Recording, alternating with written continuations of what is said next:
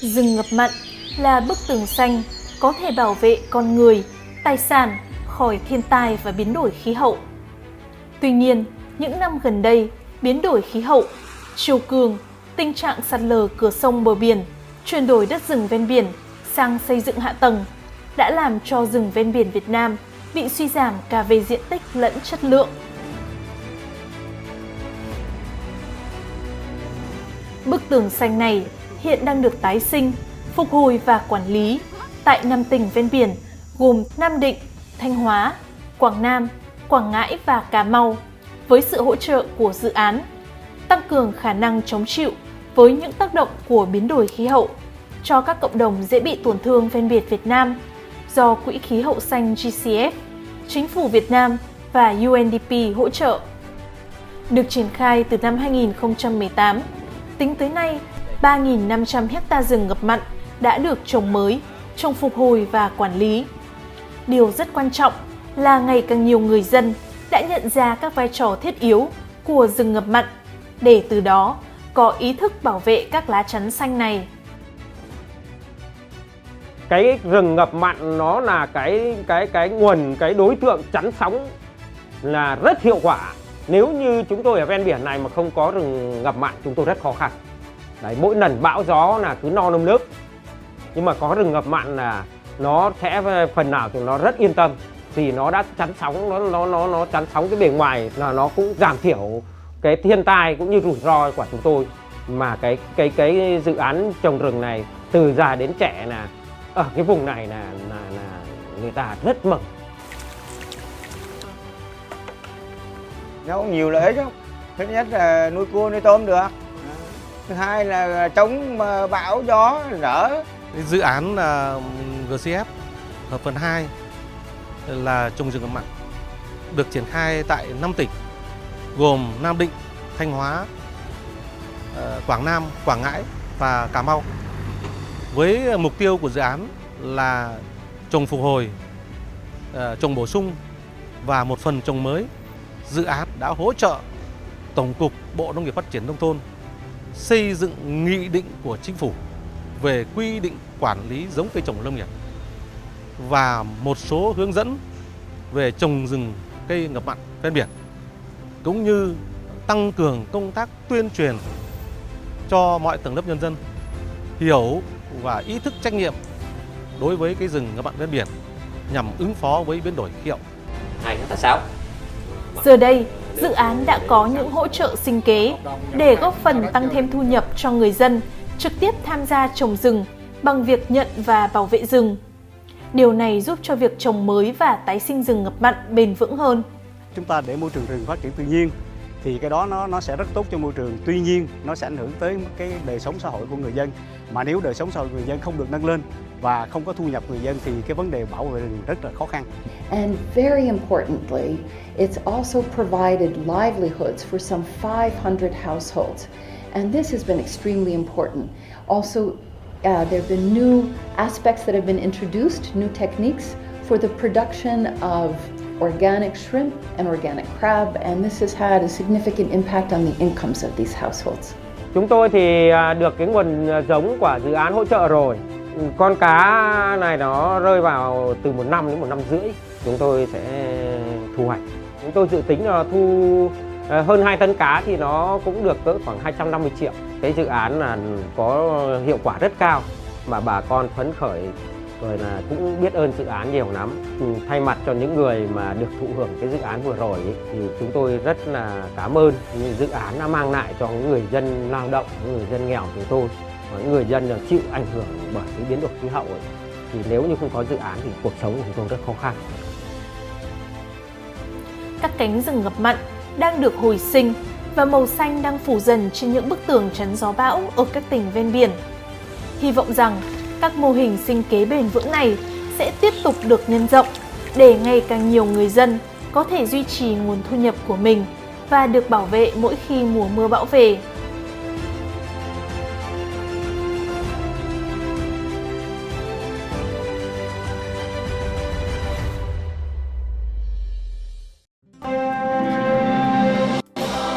Timor-Leste, a topografia nebe hatudu kata teritório Timor-Leste maiusi forro no raitetu nebe quase forro magdomina. Timor-Leste restaurou a independência e a 2002 no foi desenvolver nação ne e a tina sanuru resenhito nelarang. Iha 2015, projeto Corredor Desenvolvimento Estrada Dili ba Ainaro estabelece o apoio ao orçamento husi Fundos Ambiente Global JEF li husi punut. O objetivo atuha meting resiliência comunidade, protege estrada husi desastres naturais, causa husi mudança climática, tambah governo o Banco Mundial investe o sambor. Projeto Dili Ainaro Corredor Hirakne implementa li husi parceria o Ministério Solidariedade Social no Inclusão, Ministério Administração Estatal, no Ministério Agricultura no Pescas. Projeto MOS apoio MSSI, Hodi completa manual treinamento gestão risco desastre, no completa política gestão risco desastre ba MSSI, Secretário de Estado de Proteção Civil, no apoio drone rua ba MSSI, o MAP Floresta. Hamuto ko MSSI, projeto for apoio Hodi for formação ba liderança local Sira, o insa tau assunto desastres naturais e a Sira no planeamento municipal niya. O objetivo do projeto Corredor de Ainaro né, primeiro nia tu halo gestão ba risco de desastres naturais e itinerário. E o conhecimento profundo ba a gestão risco de desastres sira rasik tum ba a comunidade hamuto ko equipa os parceiros relevantes sira e facilitamos formações ba a comunidade sira. Timor-Leste is highly vulnerable to climate change and natural disasters. The main objective of this project is to build the resiliency of communities living in Dili to Ainaro corridor. Orçamento mais UNDP, nesse projeto da Darni, Dili Ainaro corridor, né? Nebe orçamento né, para município hat, Ermera, Aileu, Manufahi no Ainaro. E orçamento né para a comunidade, nebe para a comunidade, onde implementar esse cerne programa.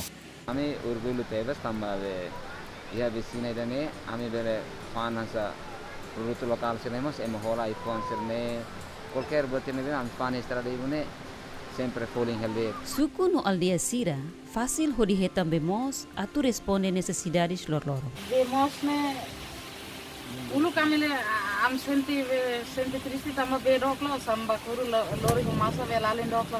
Mas agora desse como kami contente. Família total de Quetura 157, Sira beneficia hotu bahia benemos laos baret basir nebe maka aldeia balu mas diretamente Sira hotu te beneficia. Projeto ini atu hate terit kata ke haturu minia progresso dia ke teres baita na comunidade Sira no o hingga comunidade Sira bele utiligi halam. We have worked with the government partners and communities. We have contributed to develop the policy at national level, build the capacity of the national officials, district officers and community members. We have also implemented numerous community activities to build their resiliencies. More than 25,000 people have directly benefited from this project. Ba comunidade husi area idane bem susar lah lima. Nebe ami mo senti UNDP ajuda idane. Sucesso ami ba comunidade idane bel preparação da der samba lavar se escola, baina ser tu prepara tem fácil. Comunidade no grupo agricultor aumenta a economia lalais li husi projeto dar no fácil atu hetang osang. Grupo Kuksor am contente tamba idane hanesan fundos banasang ita moris layang ita label moris. Nebe am contente tamba semana ita lahem bahan funcionário hem fulang. Ne depende halai ba itanya badinas ita semana bele hetang hello rendimento. Tu observação a governo local ni Amerika tegia mudança bot pa povo tamba povo ne bela hakmatek ladun triste quando ba raimolo ladun triste quando ba estrada tamba atividade ne ami sente tebes no comunidade sente tebes kata ne ia benefício ba ser ne moris kuda estroveri hetan ne ka resultado ne beta kuda mak awardang hetan estroveri lobo kida itahu husi anakan 40 pohon depois mo kita forma grupo fon tolotan nebe sira agora serviço na manas depois sira kudamos sana mis bibit ni tamafo ita karakter local one mau bisi loke strawberry luang. Fofun molo katu hari grupo nene primeiro ami tahu osan hamuto. Ne tambo osan sirau ketan rendimento. Ne osan itarasik membros matin que tahu. Depois tahu foto hedan ona rendimento sirau bele para tu responde. Antau hadia condição de mas irane label na fazem. To ikus hedan ona apoio husi agência irane am sindiansa bele ona par ami mos bele sosa makina fono. Equipamento alerta cedo hori detecta rai halai, inundação no anim botmos, técnico sira instala ona iha koridor dili ainaru, hodi fo alarma ba comunidade sira wain hira desastre mosu. Quadro informação kona ba desastre mos, hari iha suku sira ne behetang risco as ba risco desastre. Avaliação vulnerabilidade integrado mos, halau ona ba suku sira hodi identifica problema no risco sira ne be comunidade hasoru, husi pessoal técnico, husi secretário do Estado Meio Ambiente, iha corredor Estrada Dili ba Ainar. No direção Floresta, prepara fini hodi kuda iha area nebe desconfia Raimuno no halai ba Estrada Corredor. Atividades nebe que Direção Geral Floresta, Café e Plantas Industriais, halo. Itabele hare hanesan iha parte mercado solere manian, depois vamos e flecha nian, ahora ayuan ser de moris diak. Tambane maka atu o insan mak halo manutenção, o insan mak atu hare estrada nebele iha qualidade na fatin, participação liderança local sira, comunidade importante lá animal. Projeto mos apoio Instituto Bambu Timor-Leste, no estabelece grupo bambu iha município Aileu, Ainaru, Ermera no Manufahi, hodi hasai produção bambu no economia comunidade.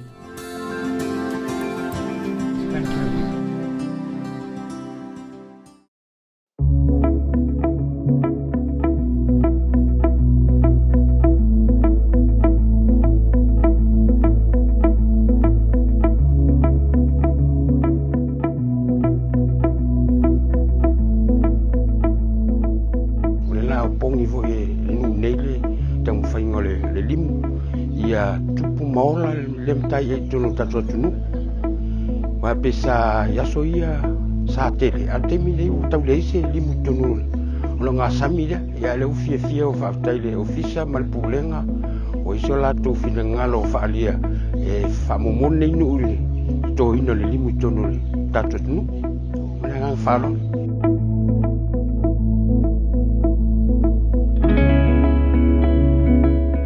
ka ua o le ngei whamungianga o maua le ngei whioanga o le ongo se kai mua le o maua i ngei makaupu ia le li le ala kore ngā wāre ngā whiwhia e puki e ngei poloketi ia whai fwoi e manguia o mai ale le whioanga ia le ngakale ngā o le a whai fwoi o le a ola le limui ia lang whainga sa solo hunga le e le koe kau ki ngā inga le ofisa koe kau a ki ngā e whaakupu o le a ola le lei ane limu ngai makaupu.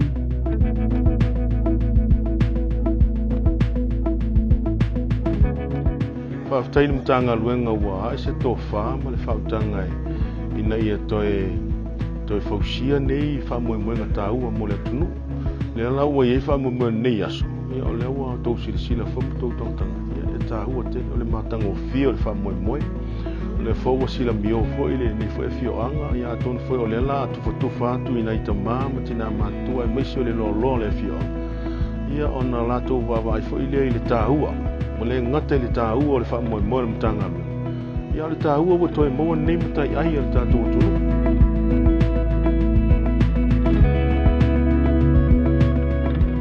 E lai mamuri ele ngā whaftai ni kai alo wa ia ia ufua mai le atina a whiwhianga fo i leo no toma le mapofau e mese la pio no wa iei le whamoemoe tā ua mo le whonga tau mapafoi o le ia o nisi fo i mai ngai au ngai mo wai fo i le se le ni whatau atu i le atimuni.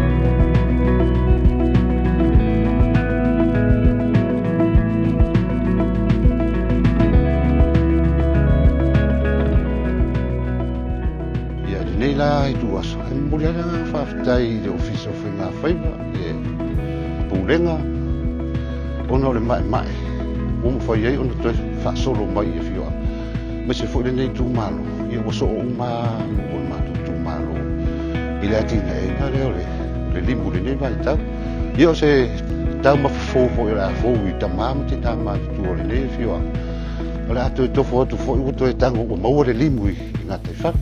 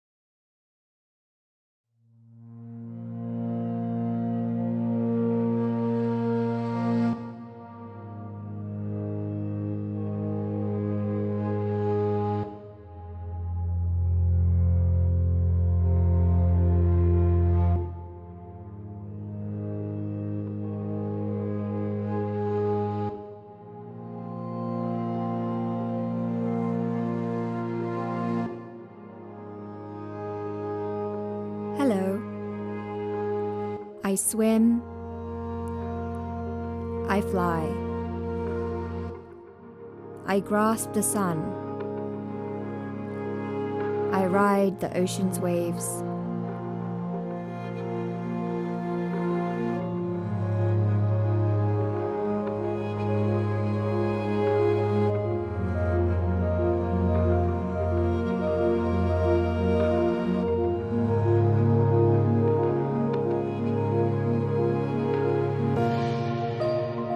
I dance on the edge of cliffs and wander the vast deserts.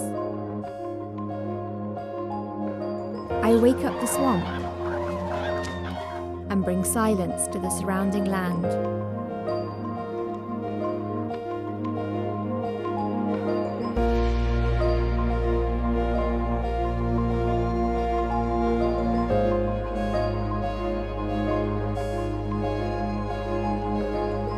I drive away the breeze and caress the clouds. You may not know who I am, but we are interconnected.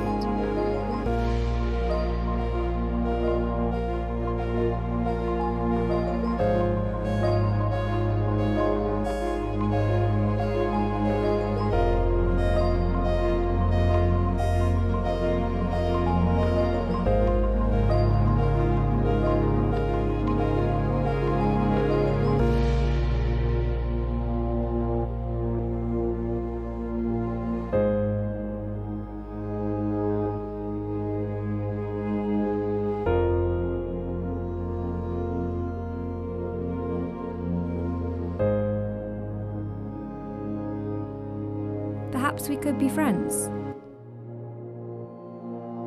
Or maybe we'll always be strangers.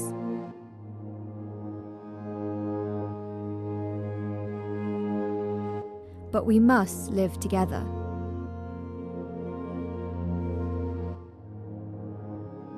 On our one and only Mother Earth.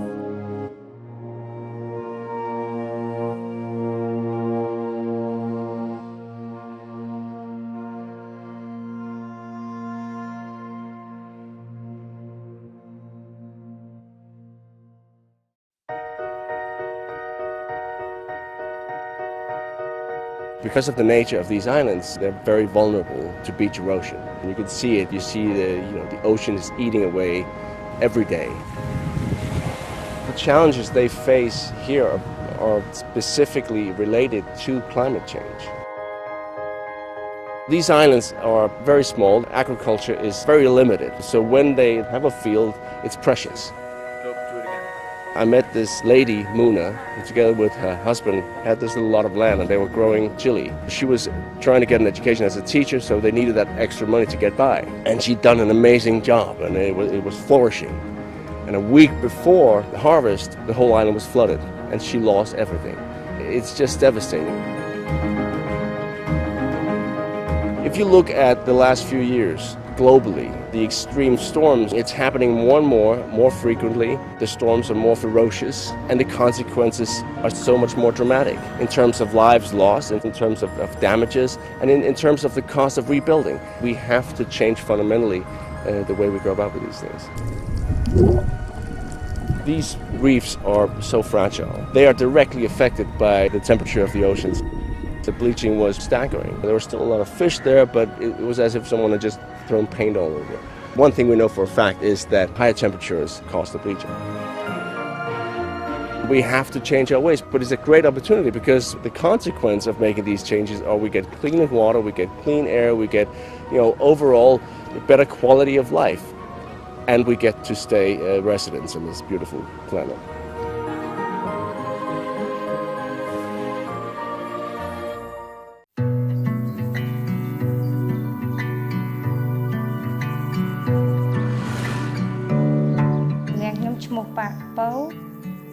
Tua nị tí chỉ mới phum sái nơi sừng cắt trái cóc trong ngầm pốt khai cầm pốt.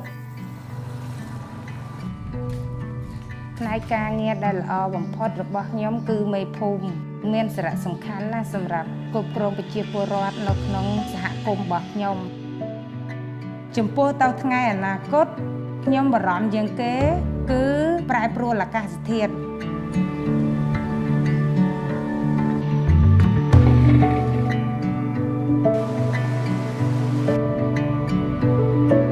Từ năm 2016 គឺថាគ្រោះរាំងស្ងួតក្តៅខ្លាំងទឹកតាពាំងគឺថារាំងរហូតរីងដល់តទាំងអស់បើសិនជាយើងអត់មានទឹកប្រើគ្រប់គ្រាន់ណាធ្វើឲ្យកូនឈឺធ្វើឲ្យសត្វក៏ងាប់ចិញ្ចឹមជ្រូកក៏ងាប់ចិញ្ចឹមមាន់ក៏ងាប់ធ្វើស្រែក៏អញ្ចឹងដែរពេលដែលត្រូវភ្លៀងវាបែរជារាំងបែរជាងាប់ខាតទាំងកម្លាំងពលកម្មខាតទាំងពេលវេលាខាតទាំងថវិកា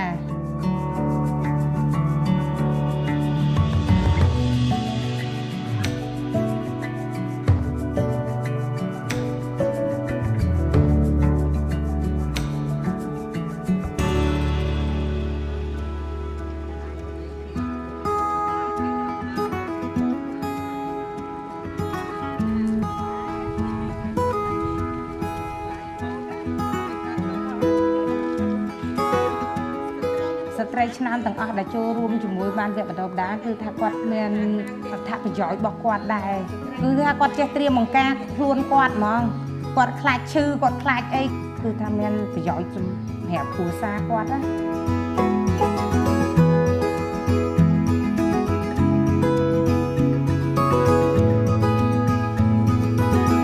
ដើម្បីកាត់បន្ថយហានិភ័យគ្រោះមហន្តរាយហ្នឹងត្រូវឲ្យគាត់ចូលរួមមានវគ្គបណ្ដុះបណ្ដាលគាត់ចូលរួមឲ្យគាត់ដឹងព័ត៌មានមុនព័ត៌មានហ្នឹងតាមរយៈប្រព័ន្ធ1294មូលហេតុដែលខ្ញុំចង់ពង្រឹងស្ត្រីគាត់អត់ហ៊ាននិយាយទៅខ្លាចខុសនិយាយទៅខ្លាចគេសើច ចំណុចត្រង់ហ្នឹងហើយបាទខ្ញុំចង់ពង្រឹងស្ត្រីនៅក្នុងសហគមន៍មកឲ្យមានភាពក្លាហានគ្រប់ស្ត្រីទាំងអស់ពេលដែលខ្ញុំបានយកប្រពន្ធដាលទាំងអស់ហ្នឹងមកគឺថាខ្ញុំមានចិត្តសប្បាយរីករាយខ្ញុំមានអារម្មណ៍ថារំភើបដោយថាខ្ញុំបានចំណេះដឹងខ្ញុំមានបទពិសោធន៍គឺថាខ្ញុំអត់អាចបំភ្លេចបានទេ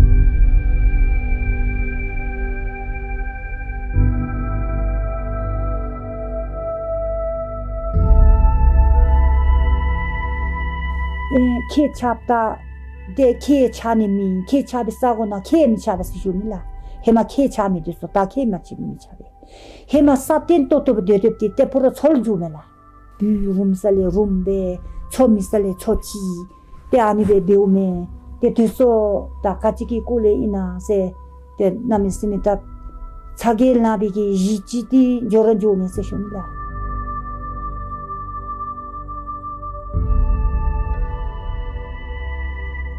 Ata bewajin ngachigi inda le chep doji bewajin tanga jere inda di khodi inda chubagi nale khau jamni guzung sela ta tare na ba bewajin inda sumba jibanal ma khau jamni guzum me sela tanga ji tele tendi gibe ta inda sumba da jibana chami digi the saduda tun be gale te ya kabe mi chaba shinda titele nim shauji da shudi gibe tanga jere gi te chodise te titele rang jere sai gi ne tang regime manjumi di chiti imbe shunila ne tang ngomba dera namshi juwale tendi gibe te imbe shunila te tele tendi gibe dalafa maumpa nalu tanga jigi lo chutagi jable te ya za gyumbodi te nyamdigi mi yoga sei gi chajadi tanga jere luna gyogi mi 야샬랑갑 주라 사게 대벨랑디 유세슈니라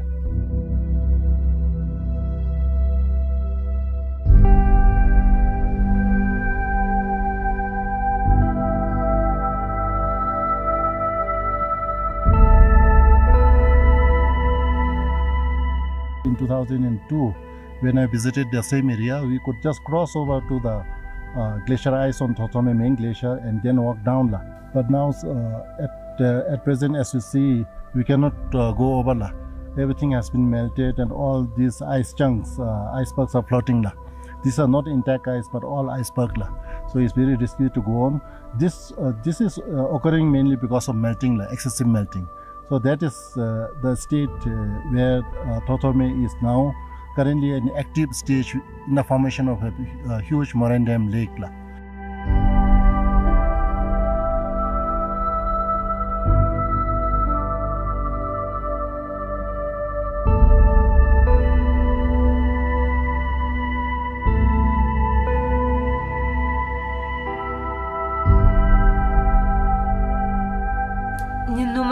Guna shani be guna chachi churi ana pi tele nam tola long ya ani be pa kilo ani pa poto cheti jinjipchi ngachi mi pura chimko ja ya galinguli the pura na ya ga to khanja be te shari gai pana ani cheti di jawi 또 자기 땅마친 가대 당고벨라 가라지 갑자기 난게 미벤디지 루주 아치를 고다 나면 쓰는 좋으면서 쇼니다 등어치 소위 보러 가되미디 감만 보라 다도 추인겐 칼라 따마 육지가 강한 깜뱅겐 칼라 카우디 융소이 메갈 나면 쓰니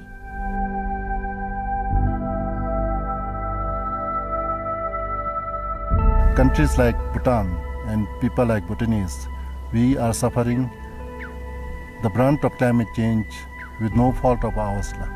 If you look at our emission scenario, we are carbon negative still at present. We do not contribute any greenhouse gases to the global emission. So that I want the leaders to understand this one. There are solutions for climate change. The only thing that they need to keep in mind is they need to be aware of the impacts of climate change and then adapt themselves at the grassroots level. It's always better to start from the community bottom up so that they will have the full ownership of whatever they do in terms of adaptation.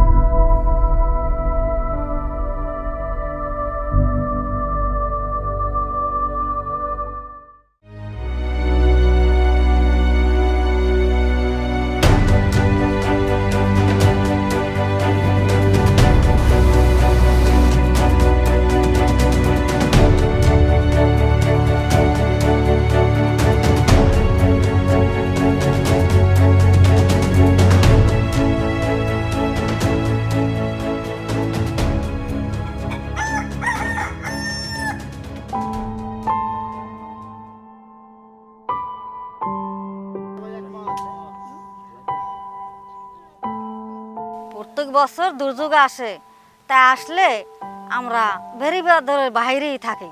কি করবো, করার কিছু নাই, আমরা গরিব মানুষ, যাবো কোথায়?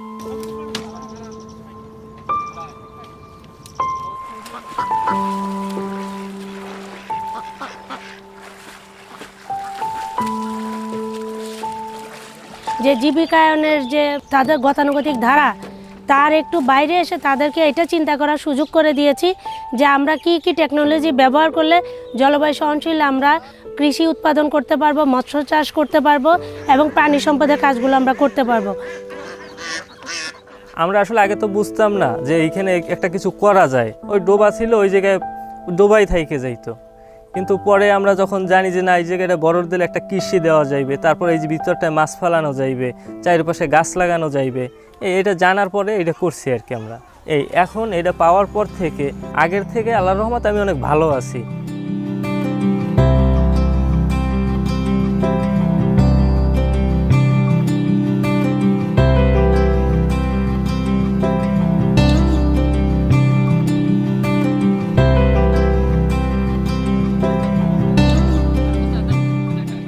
যে 18 সালে যখন আমরা সর্বপ্রথম সবজি ভালোভাবে শুরু করলাম আমাদের প্রকল্প সাপোর্ট পাওয়ার পরে, তখনই আমাদেরকে উপজেলা কৃষি অফিসের মাধ্যমে, এগ্রিকালচারের মাধ্যমে আমাদের সবজি দেশের বাইরে রপ্তানি করার সুযোগ করে দেয়।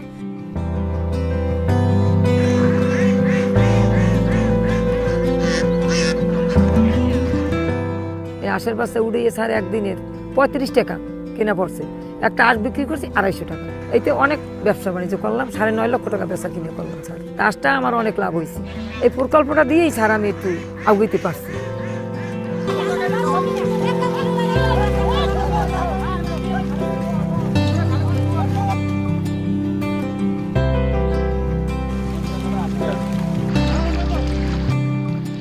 তাহলে এমন খাসায় যদি আমাদের এখানে মাছটা বড় হয়, দ্রুত বড় হয়, দ্রুত বাড়ে, বছরে 3 থেকে 4 বার মাছ ধরা যায়। এই খাসাটা আমাকে দেওয়াতে আমার আরো একটা ব্যবসা লাভবান হয়েছে।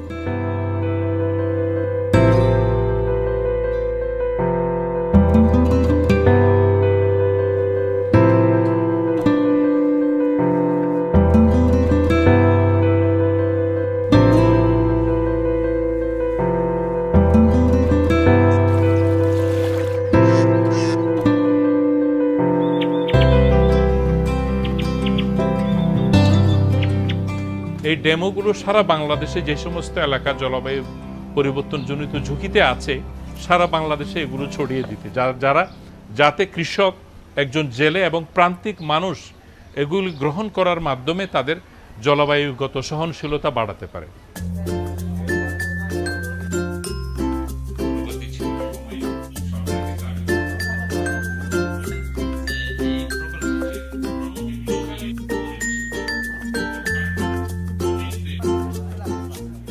এই প্রকল্পের সাথে 7টি সরকারি দপ্তর কাজ করেছে। UNDP এবং GEF সহ অন্যান্য সরকারি প্রতিষ্ঠানের সহযোগিতায় এই প্রকল্পের মাধ্যমে উপকূলীয় বিপদাপন্ন জনগোষ্ঠীর জীবনমান উন্নয়নের জন্য কাজ করেছে।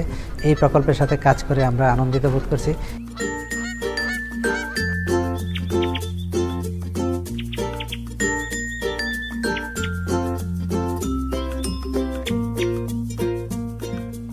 আগে উপকূলীয় বনায়নপত্র মাত্র 2-3টা প্রজাতি নিয়ে, কিন্তু আমরা এই প্রকল্পের মাধ্যমে প্রায় 12টারও অধিক বিভিন্ন ধরনের ম্যানগ্রোভ প্রজাতি দিয়ে যে বনায়ন করা যায় সেটা আমরা এই প্রকল্পের মাধ্যমে করেছি। বন কিভাবে ভারী দেয়, কিভাবে কসলায় বনের ঘুরি দিয়া কসলাইয়া তারপর বাতাস ওখানেই মার খাইয়া অল্প বাতাস চাই আমাগো ভারী। বন আমাগো ধান, বনে আমাগো ধান রক্ষা করে।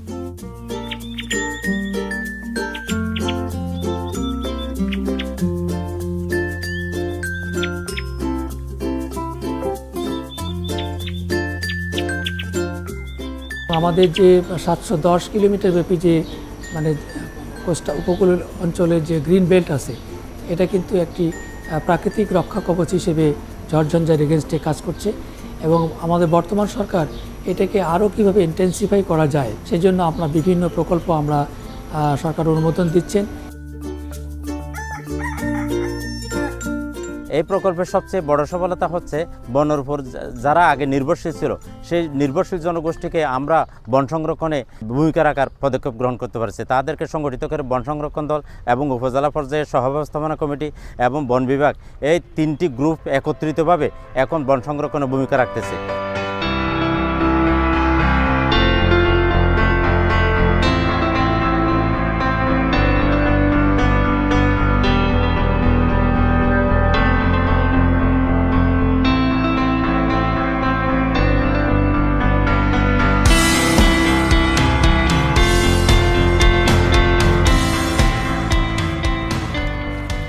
এই প্রজেক্টের যদি আমি হেল্প না পাইতাম তাহলে স্যার আমার কোথায় যাইতাম আমি বলতে পারি না, খুব কষ্ট হইতো আমার sir.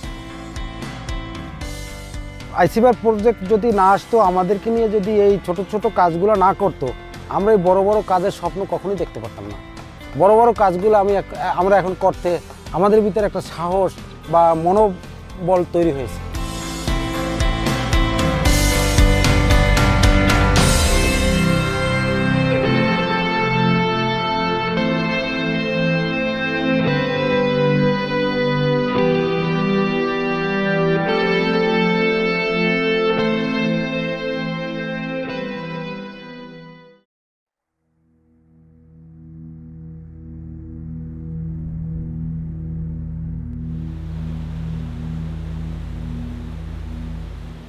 Despite being blessed with water sources stemming from the glaciers of the Himalayas, Hindu Kush and the Karakorams, the people of Khyber Pakhtunkhwa and Gilgit-Baltistan experience water scarcity. Livelihood of the communities in these areas is completely dependent on agriculture and livestock, the lifeline of which are the irrigation channels fed by the mighty glaciers. The glaciers foster these ecosystems. But now, due to climate change, the glaciers are melting and causing glacial lake outburst floods. असल में ये मौसमियाती तब्दीली जो आई है पूरी दुनिया में, इसकी वजह से दूसरे इलाके भी मुतासिर हुए हैं, खुसूसन वो इलाके जहाँ ग्लेशियर हैं वो ज़्यादा मुतासिर हुए हैं। जब सैलाब आया तो सैलाब के साथ साथ दूसरे नुकसानात जो हैं, इसी के साथ पैदावार भी मुतासिर हुआ था हमारा। Farmers like Wali Khan, amongst many others, are facing severe food insecurity, as floods have wiped away their irrigation channels, subsequently turning their agricultural lands and crops into barren plains. The GLOF 2 project, a joint initiative of the Ministry of Climate Change Pakistan and UNDP, supported by Green Climate Fund, is working together with communities in 24 valleys and 18 districts of Khyber Pakhtunkhwa and Gilgit-Baltistan. GLOF 2 project has introduced modern irrigation systems, small-scale infrastructures to reduce risk of floods, plantation and slope stabilization through bioengineering structures, in addition to installing early warning systems in all intervention valleys. It works with the local communities to address the challenges of GLOF. ये water channels पहले जो बना था उस time पे बिल्कुल पानी की कैपेसिटी उसमें बहुत ज़्यादा, नाले में तो बहुत ज़्यादा थी बट उसमें बहुत कम जा रही थी। इस वजह से लोगों के जो खेत जितने भी यहाँ पे दरख्त सूखने वाले थे, अब जब से ये बना है तो पानी की कैपेसिटी बहुत ज़्यादा बढ़ गया है, तो इससे लोगों को बहुत ज़्यादा फ़ायदा हुआ है। साथ साथ यहाँ पे आप देखें इतनी बड़ी हमारे हपरू की आबादी है, आप इसी एक वाटर चैनल्स के ऊपर तकरीबन 15 से 20 हज़ार लोग बसते हैं। प्रोटेक्टिव जो वाल है इससे तकरीबन 35,000 लोग यहाँ इस नाले के आसपास लोग रहते हैं, उनको बहुत ज़्यादा सुकून मिला है और बहुत ज़्यादा फ़ायदा पहुँचा है। The project interventions have enabled farmers to secure their homes, cattle ranches, and agricultural lands by protecting them against the wrath of floods, landslides, and erosion.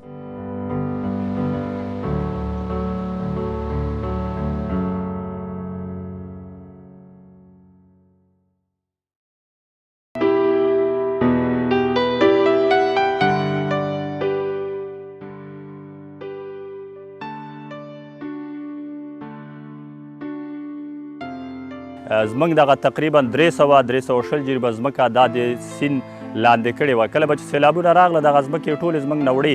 دا اوس چې دا غنم پکې ولاړ دي دغه غنم چا نه کرل. دا 3 کاله مخکې دا سیلاب راغی نو نیمه شپه وه چې موږ راپاڅېدو پاڼه مو کور خوا شا ټول د اوبو نه ډک وو چې دې خوا هم پاڼه مو اخوا بس هېڅ شی نه وو، بس کورونه دغسې اوبو نه ډک وو. چې راپاڅېدو بیا د کلیوال رال دې ټوپان راوسته، ټوپان باندې بیا سامانونه ویوړه لاړو، بیا 2-3 کسان دغلته د اوبو هم ویوړه.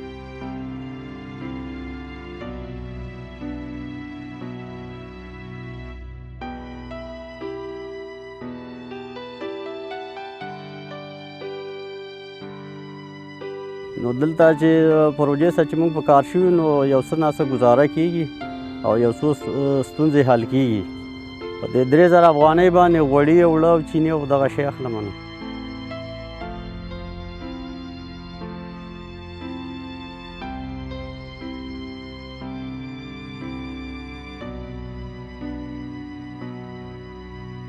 خوا چې و داسې په خپل هغه معیار ټیم سره به سیلابونه راته. اوس اقلیم بدلون کړی نو اوس سیلاب چې باران وشي سیلاب راځي، هغه وخت یې معلوم نه دی چې کوم ټیم کې راځي. دغلته ونه وه دغه دې تیږې سره ونه وه، دغه ونه سیلاب وړی، دا هم پټی و دا هم پټی و، داسې دا پټي و.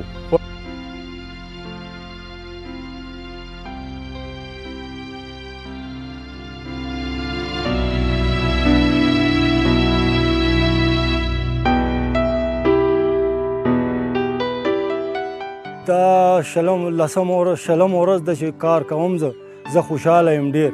هېڅ شی نه کولو، زمینداري کولو، کله اوبه راځي کله نه راځي، بس هغه غریبیت.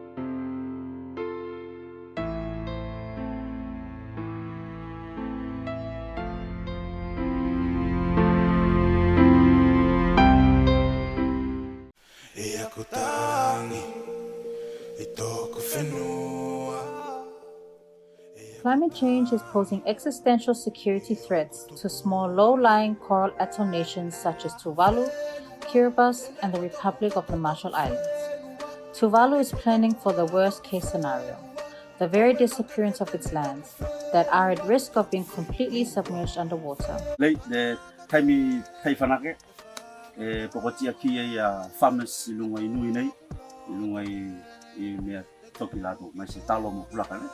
apa ye fana kati thai emmate lo atalo usually emmate atalo chefe bela ese emmate lo ane ya melas de masi mailo de igual pula aita sio meta agua fogilo ilmo de no de nei ko te vai pula. The local community of Noi has requested the UN Peacebuilding Fund Climate Security in the Pacific project to support the food cube gardening, concrete blacker pits, water facility improvement, coral reef restoration, and pig pen initiatives. The implementation of these pilot initiatives would help the community to improve local food security on the island of Noi and, most importantly, prevent potential conflicts over natural resources.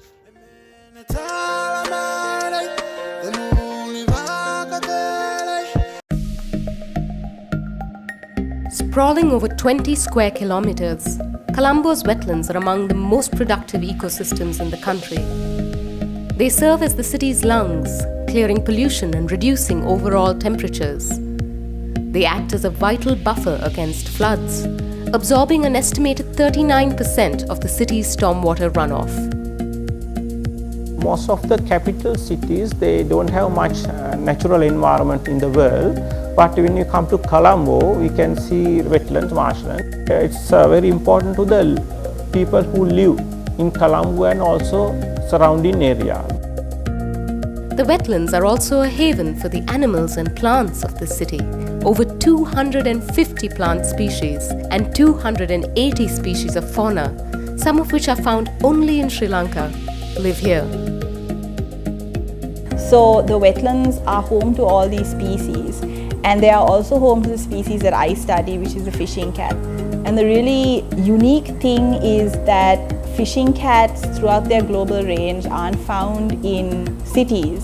So Colombo's wetlands play a huge role in their survival in the city, which makes it really, really unique. Still, it is us human beings who benefit the most. මේ ජලය කුඹුරු වලට ප්‍රයෝජනවත් වෙනවා වගේ මේකේ තියෙන ශාක වර්ග මිනිසුන්ට ප්‍රයෝජනය වෙනවා ඊළඟට සතුන්ට මේකේ ගහකොළ තියෙන පළතුරු ඊළඟට ඒ ගෙඩි වර්ග වලින් සතුන් පෝෂණය වෙනවා. Public Interest Law Foundation is focusing on the Mattegoda River and its adjacent wetlands to get these areas protected under the National Environmental Act. And for this purpose, we are working in close coordination with the Central Environmental Authority. Such measures are even more important now that we know how critical wetlands are in the fight against climate change. These wetland soils sequester almost 90% of the annual carbon emissions from the Colombo metropolitan region. Yet every day we lose a little more ground. Okay, marshlands are the most threatened habitat in Sri Lanka. Colombo is actually a wetland city that earlier had vast marshlands, but unfortunately the people didn't understood the value of the wetlands. For more than 70% of marshlands covered with invasive species. Each year, another 1.2% of wetlands in Colombo vanish. At this rate, by 2038, wetlands could be reduced by 1/3. By 2070, we could be left with half of what we have now. It will be our loss. මේක ආරක්ෂා කර ගැනීමේ වැදගත්කම තියෙන්නේ ඉදිරි පරපුරට මේක ගැන දැනුමක් ලබා ගන්න. මේකේ ඉන්න සත්තුන් ශාක වර්ග ඒවා හඳුනා ගන්න මේක ආරක්ෂා කර ගැනීම තමයි අපේ එකම බලාපොරොත්තුව.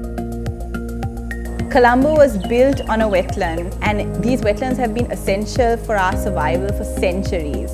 So let's all get together and protect it for future generations.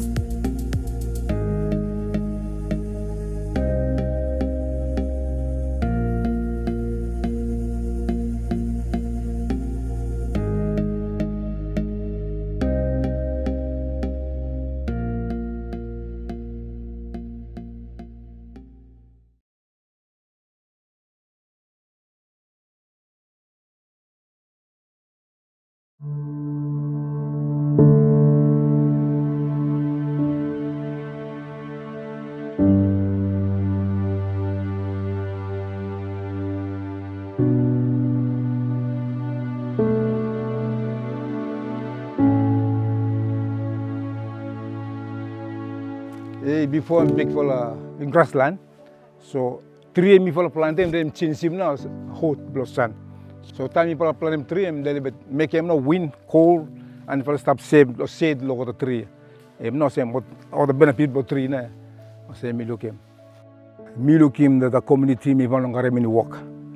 So me think for me, do him some work that by me for a garden walk. So I'm now the me come about for me think for. This was a tree project yang mitra po offline po mi walk alone. Community yang kena mi invite him to walk inside the tree. Mi fala clean up and brushing and everything. Was mi invite him to mi fala come for walk inside na. For help me for him na kata brushing and clean. For benefit him kata sampal santi way bye. Mi pay mo kata way time find them come for mi walk alone. Me look him that this solar forest so him good. Him sabi help him if me fala ogata trees se big up. By me fala garem benefit to logat trees. By me fala cut them for house or if anyone him me like him ask then me fala sell him little bit was land for what the family me by survival him. Him na me look him good too. For me fella plant them with trees. Oh, we have a nursery bed and 40 nursery beds altogether. Inside the one nursery bed, have 500 plants. We grow and we pull the edge of the trees. 4 months, then we take a ruler, then we measure them 50 centimeters before we selected them to the other beds, then we transfer to the field to be planted. This for a project me will help them country, province, government, and as a community and a family. Now this for benefit body for project. Now that's why me think too much for me. Do you more this for tree plant project me think tipo babay me work until no land. I'm not program me lottery.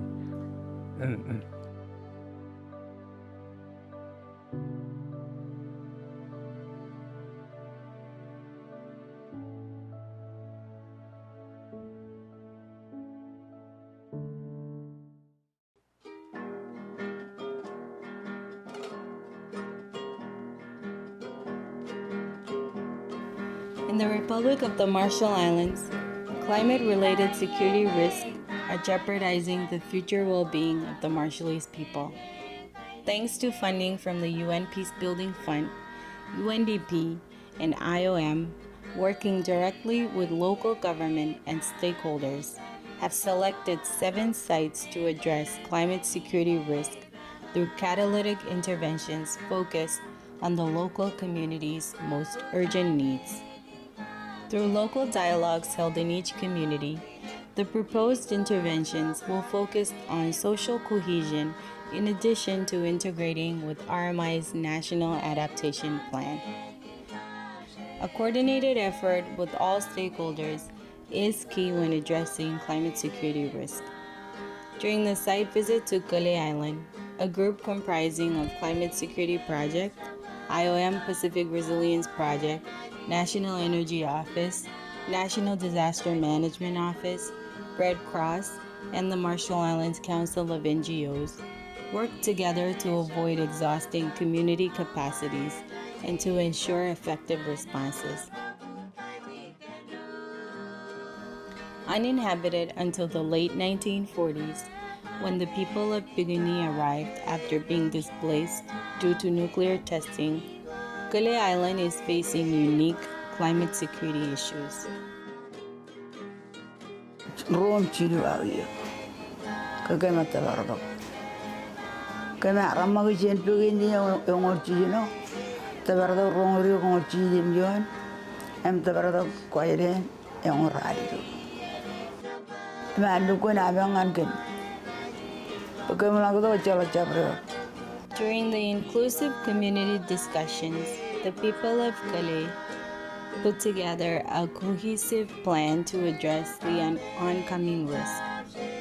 To meet the hopes of the community, the Climate Security in the Pacific Project is proposing activities aimed at increasing the resilience of the people of Kule by enhancing their skills on conflict resolution and problem solving. Through a series of proposed activities, the community will be more connected, engaged, and able to exercise innovative and inclusive practices to mitigate future climate-related security risk.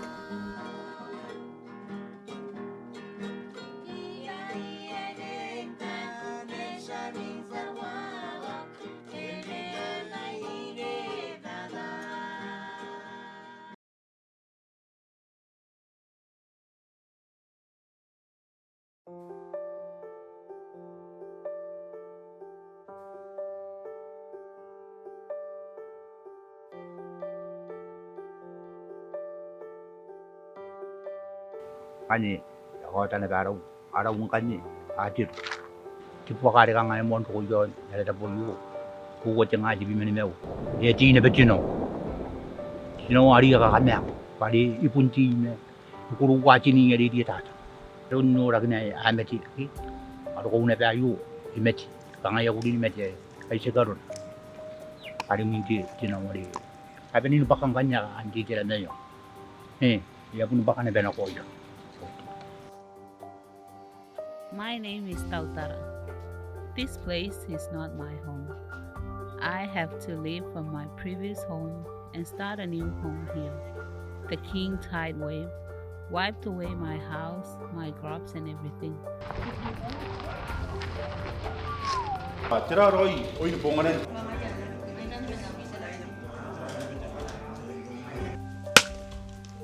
The Peace Building Fund Climate Security Project will be implemented in Kiribati towards addressing our food security issues.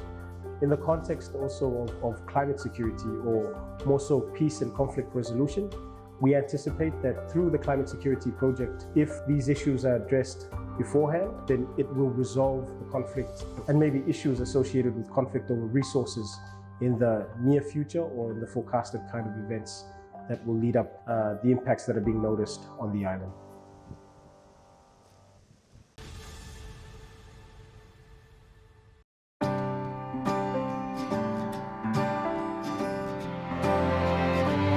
بنده یوسف مصطفی هستم. اینجا مزرعه بنده هستش. اینجا الان زمینمون رو پیاز کاشتیم. با خشک شدن دریاچه ارومیه و مصرف بی‌رویه آب تقریبا کشاورزی این منطقه ما تعطیل حساب شد. درآمدمون رفت زیر صفر. به خاطر همین مجبور شدیم که همین اراضیمون رو با آبیاری قطره‌ای انجام دادیم. یعنی اینجا شد مصرف آب ما 1/4.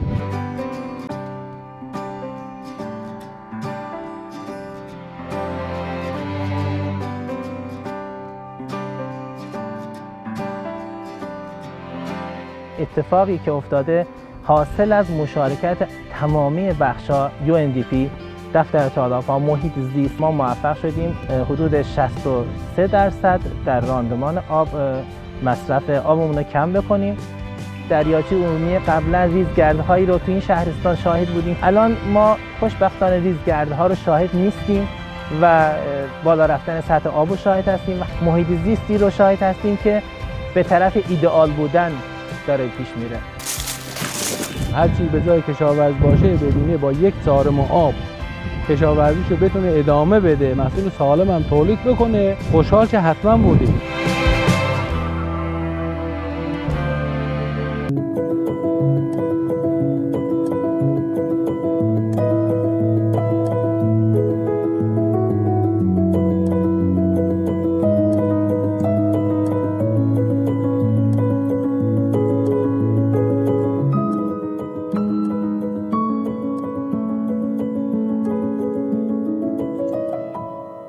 Sektor yang semula menyumbang 60%, emisi Indonesia akan mencapai carbon net sink selambatnya tahun 2030.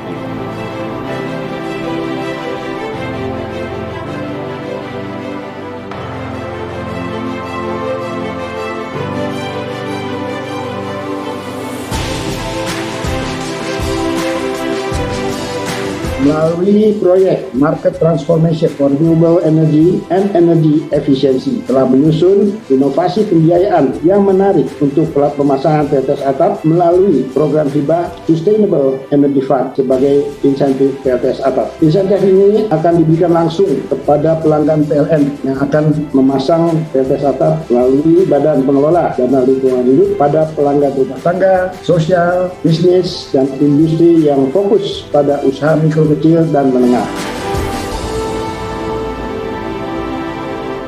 dampak positif yang dirasakan tentunya dari segi finansial ya Mbak, karena biasanya kita menggunakan biaya listriknya itu 1 juta sebulan, sekarang kita bayar 250.000 per bulan. Dengan adanya insentif PLTS atap, kami dapat menghemat biaya pengeluaran listrik perusahaan kami dengan kami menggunakan energi terbarukan telah mendukung program pemerintah dalam mengurangi emisi gas karbon. Dengan PLTS atap ini kami menghemat biaya pemakaian listrik 30 hingga 50%. Hal ini akan semakin menambah semangat kami untuk terus menumbuhkan budaya dan perilaku hemat energi. Baik upaya pemanfaatan energi baru terbarukan dan penurunan emisi karbon, PT Selalu Cinta Indonesia sudah melakukan efisiensi biaya sebesar 9% atau sebesar 1,4 MW. Terima kasih atas insentif yang telah diberikan. Semoga insentif ini dapat bermanfaat untuk mengimplementasikan program-program dari pemerintah demi mendukung zero emission 2060. Yuk kunjungi www.isuria.m3.id untuk informasi lebih lanjut. Climate change is real and we need to solve it right now.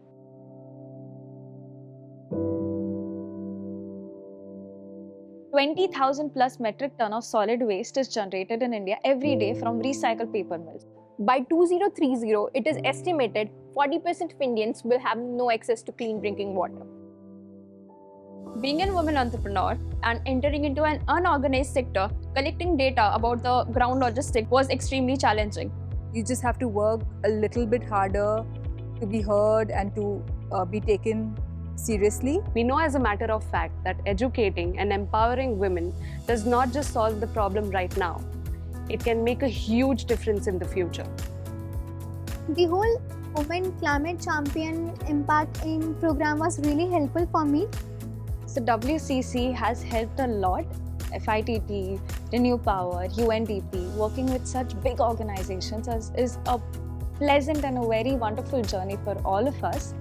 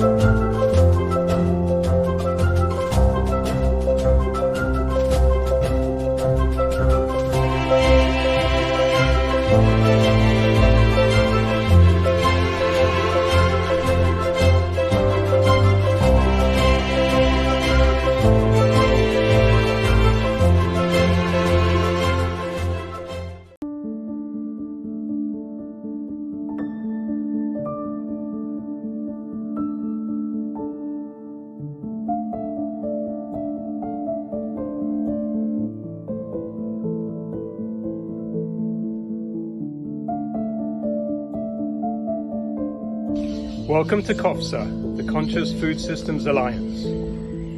It is now time to unlock food systems transformation for the nourishment of all people and the regeneration of the planet.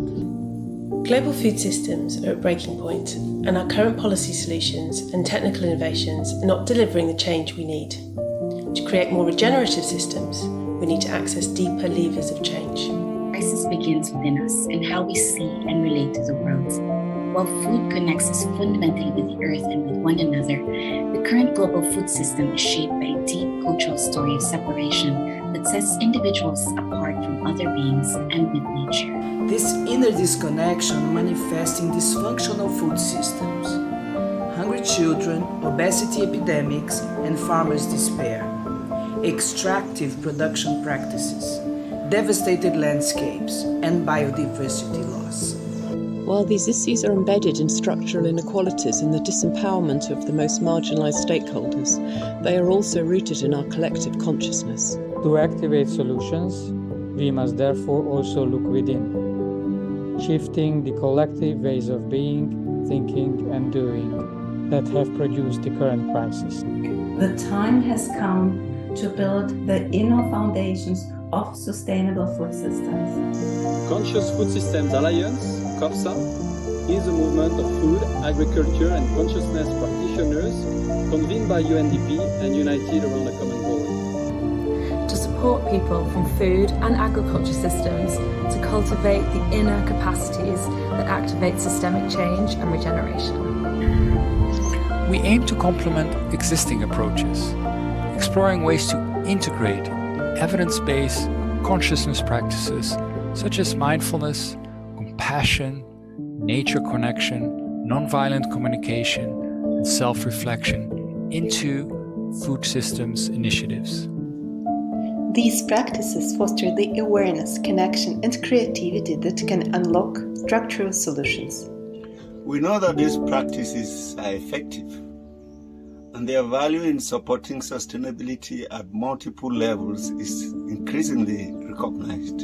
We also know that they are not new. Indigenous and traditional wisdom have embraced these practices for millennia within a holistic understanding of food and the natural world. COFSA offers a bold vision on the role of consciousness in food systems transformation. Around this shared purpose, diverse stakeholders are uniting, co-creating, and adapting approaches to their own contexts and learning from each other. Reconnection begins here. Join a growing community of practitioners exploring pathways toward conscious food systems.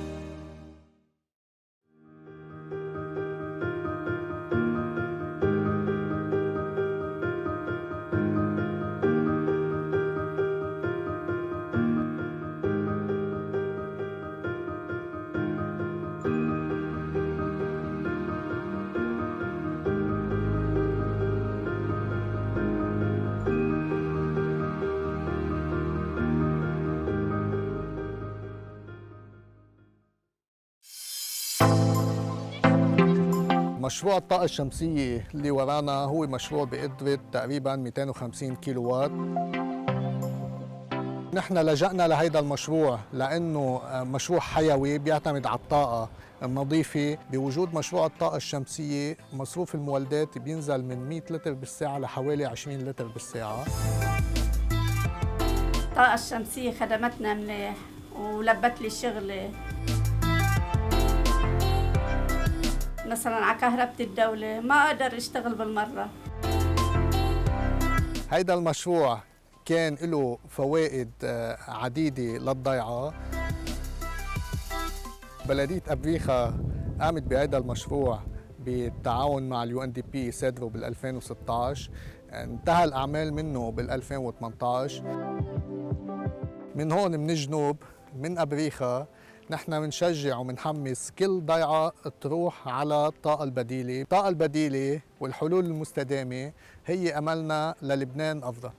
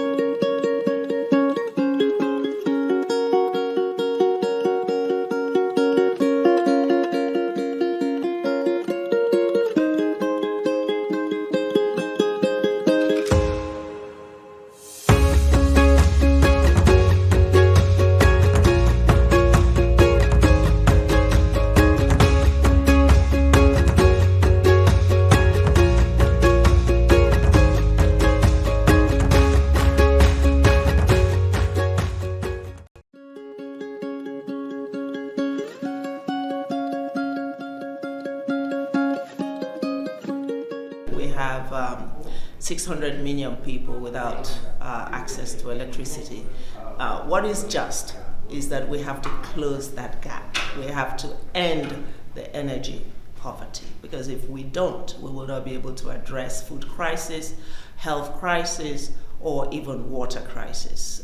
Technologies that are being developed should also be tailored towards the economic status of developing countries so that we can all contribute to net zero even as we are developing. It's not just unless the whole process is inclusive from the start. So all stakeholders who are affected by the transition need to be at some point involved in the process, and the process needs to factor in the power dynamics of those groups. Energy transition needs to be understood as well from a local concept, respecting the history, the background, and as well people's beliefs, and as well as why not being a decolonial concept. It's providing power for productive use. So how does that power go to rural communities, and how do the rural dwellers use that power to enhance their economic and social lives?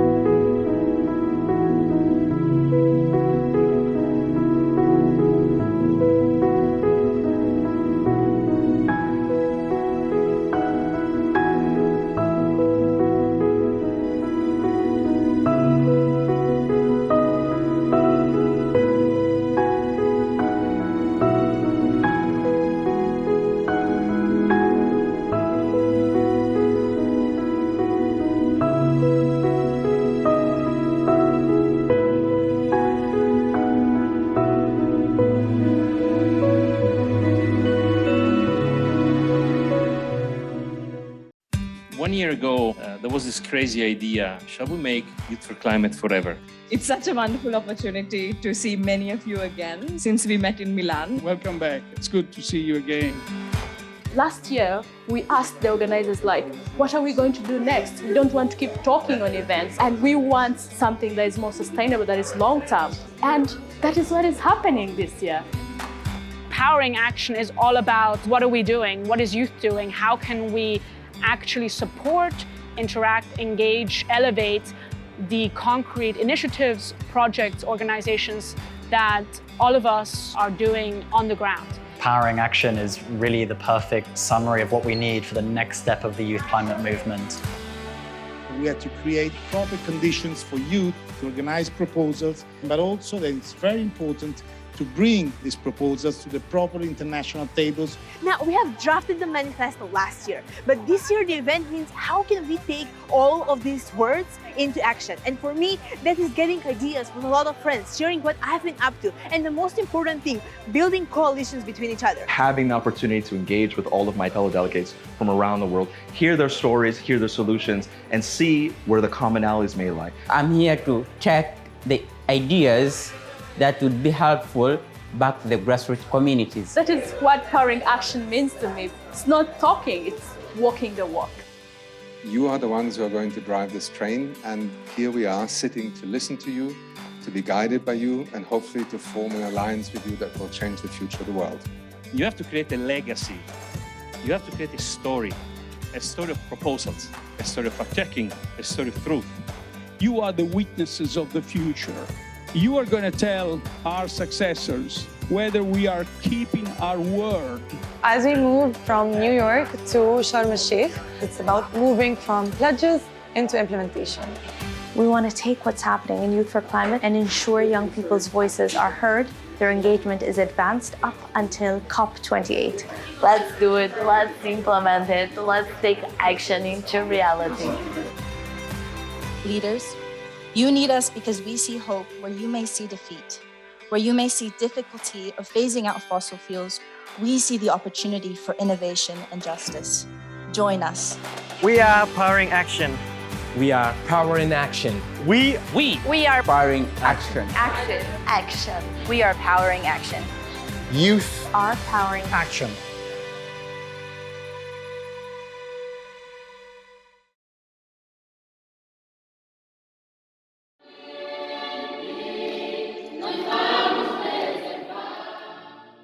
The project for promotion of sustainable charcoal aims to introduce energy-efficient charcoal technologies and support the development of sustainable charcoal sector in Angola. Through selected responsible partners, energy-efficient charcoal kilns, briquetting machines, and efficient stoves have been developed, and the know-how to produce them are taught to rural and peri-urban beneficiaries,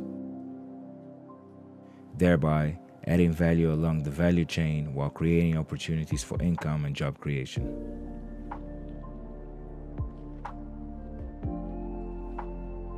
The project partners have also worked with and trained communities in reforestation and in alternative livelihoods like beekeeping and fruit plantation.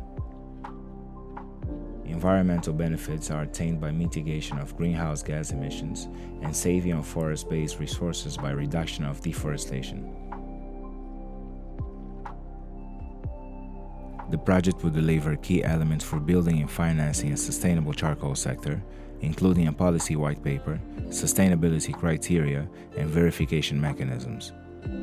It will further build relevant human resources at all levels for implementing and sustaining low-emission development strategies in Angola with a focus on charcoal and rural biomass utilization. Finally, the project will mainstream sustainable charcoal into existing governmental poverty reduction and rural development programs.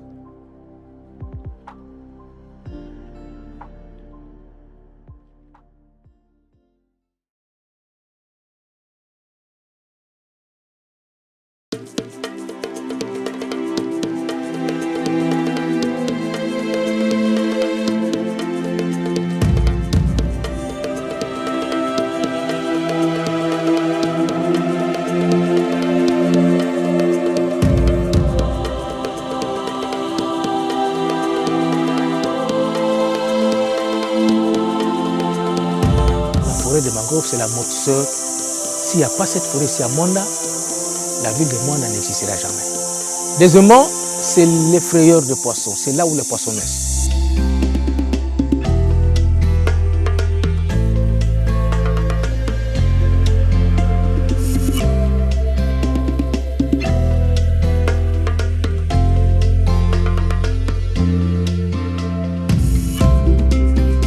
Elle est en train de disparaître, c'est suite à la pression humaine.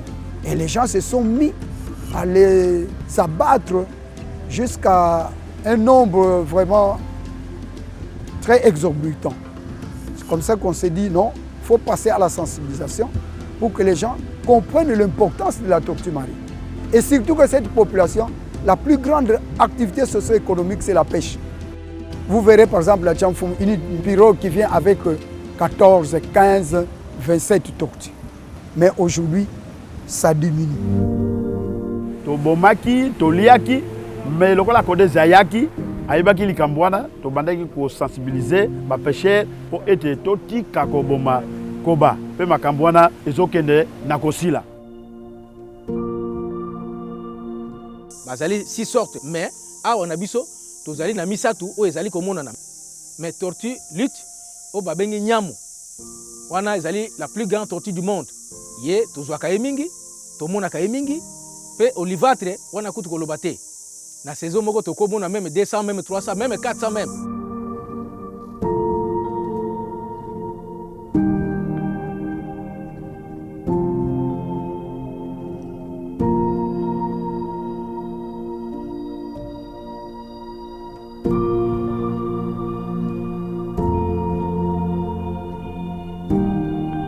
Nous recrutons chaque semestre des éco-gars. Nous avons opté à déterrer les œufs et les amener dans une écloserie, tout en respectant les normes écologiques.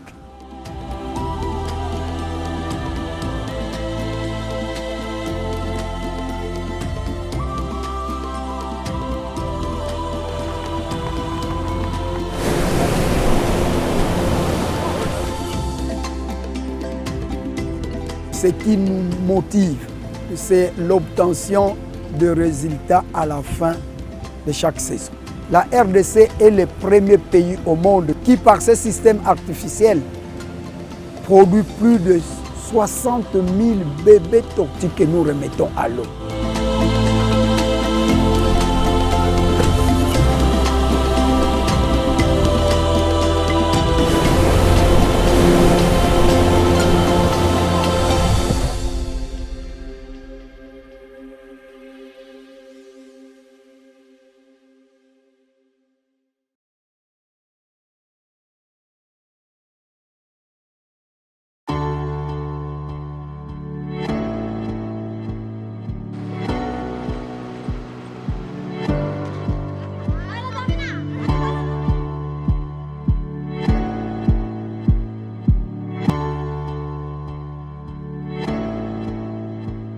Solar plant here has been a catalyst for the economy, for basic services, for health, for water, for schools.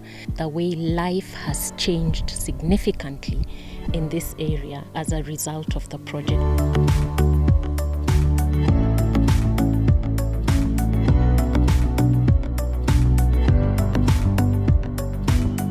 Here they have 24-hour lighting.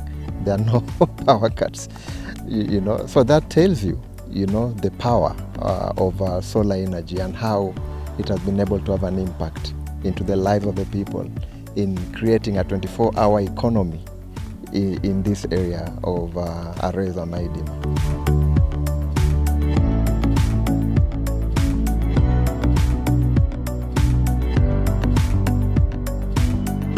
جرنا ولعنا نسنكت ولعنا دقنا ننسى جخات حنا خانو زيادة حنا خا ولعنا نقول مشيتن دقنا ننسى على ندرر لنا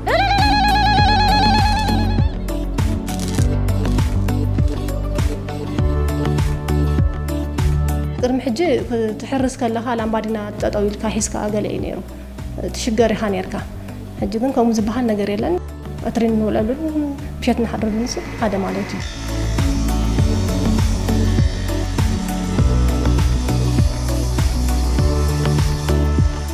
تيلتريك تصفوفن صبقون داخوني مخاني ابيسنا 4 ساعات بزي زخون مخنيات مالتي تتكمت مخنا تزعبه هي مالتي. For me, I don't see this just in the context of Eritrea, but I see it in the context of Sub-Saharan Africa because this is our continent has got less connection comes to access to energy. And so this is an example which even other countries can replicate. Personally, really touched to see that it has reached so many people. And I am just hopeful about the future and extending this beyond the success that it is in this area.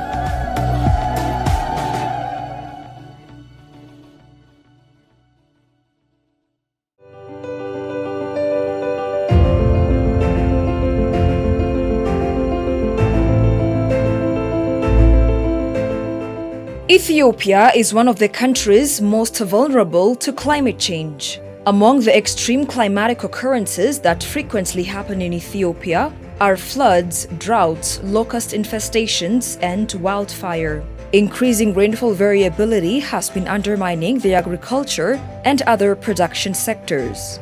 This change has also been affecting water supply in Ethiopia. The amount of forest cover in Ethiopia has declined at an alarming rate, resulting in declining ecosystem services and goods, making people to struggle over the means of subsistence. In a nation whose rain-fed agriculture supports 85% of the population, this is unsustainable as it undermines food security and increases unemployment, which in turn intensifies youth migration. Despite environmental challenges, Ethiopia has made significant progress by adopting a green development strategy. Ethiopia's climate-resilient green economy strategy, which has sustainable development at its core, was introduced in 2011. As part of its efforts to achieve green and sustainable growth, the government of Ethiopia launched the Green Legacy Initiative in 2019 with the goal of planting 20 billion seedlings over a 4-year period. The initiative aims to mitigate the negative consequences of land degradation, climate change, and preserve Ethiopia's biodiversity by reducing deforestation of remaining forest. Ethiopians have responded by flocking to sward in their millions every year. High-ranking government figures crowd over muddy ground to shovel dirt and plant seedlings. Legislators, ministers, regional presidents, ambassadors, and experts have taken their time coordinating and participating. Along with ordinary Ethiopians, a number of international organizations, members of the diplomatic and business community have participated in the tree planting campaign. In 2019, a notable record-breaking 353 million seedlings were planted in a single day. Contribution to food security is one of the objectives of the initiative. In 2022 alone, more than 500 million seedlings that have premium values in local and international markets were planted. By the end of the fourth year, Ethiopia had effectively rallied on average 20 million individuals annually across the nation to plant about 25 billion seedlings. Ethiopia also provided seedlings to its neighbors as part of the initiative to promote regional efforts for a greener Africa. This reforestation program is helping to achieve the goals of the international environmental agendas, including the Agenda 2063, the Africa We Want, the post-2020 biodiversity framework, the targets on land restoration, the Paris Agreement on climate change, the UN Decade on Ecosystem Restoration, and the New York Declaration, among others. The Green Legacy Initiative, which aims to decarbonize the economy, demonstrates Ethiopia's commitment to comprehensively addressing the global concerns of climate change, desertification, and loss of biodiversity, among others. It has been learned that nature-based solutions like the Green Legacy Initiative can play a significant role in enhancing land productivity and food security by restoring ecosystem services. Due to the initiative, Ethiopia has been able to greatly increase public awareness and hence improved forest management and conservation. Due to the growth of nursery facilities across the country, many underprivileged social groups have been able to find employment. This program resulted in the creation of almost 750,000 jobs. Additionally, more jobs were created along the entire value chain, from seed gathering to product marketing, bringing the total to millions. Participants in these value chains, as well as landowners who planted seedlings of high value, have seen an increase in their income. Despite its enormous successes, the initial phase of the Green Legacy Initiative was not without difficulties. The initiative is ambitious, but making the legacy more effective and efficient was undermined by scarcity of finance. Planting trees is only the first stage. The cost of protecting and managing the seedlings is just as expensive as the cost of the initiative. The effort to focus on indigenous species that are more difficult to cultivate needs to be supported by technology. Ethiopia's Prime Minister, His Excellency Abiy Ahmed, has announced the beginning of the second phase of the Ethiopian Green Legacy Initiative following the conclusion of the first phase. Lack of finance and technology being its major barrier to its effective and efficient implementation, we appeal to the international community to support the second phase of the initiative financially and technologically.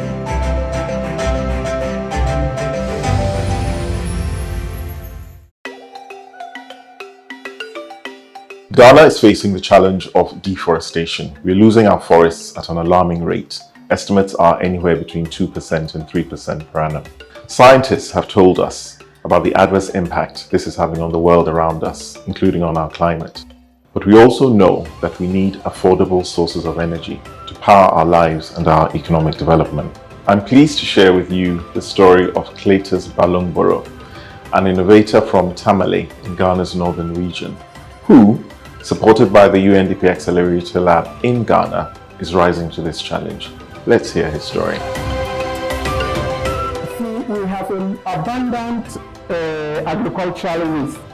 in Pamaligin, along the Nyampala Road, every community that you go, you get rice huts. That has always not been put to use. We felt that we can recycle this one into alternative charcoal called briquette.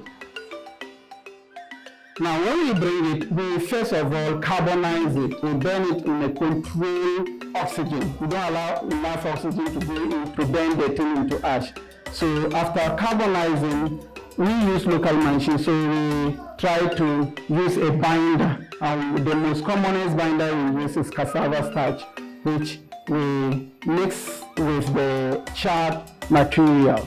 We then put it into our compacting machine and compress it, and then remove it, dry it, and then we are good to go. These briquettes have a lot of advantages over the traditional charcoal. Ntimiso ni na at the same time. Duwan uze we asa, ena we da so ho. Duwe ne elastic.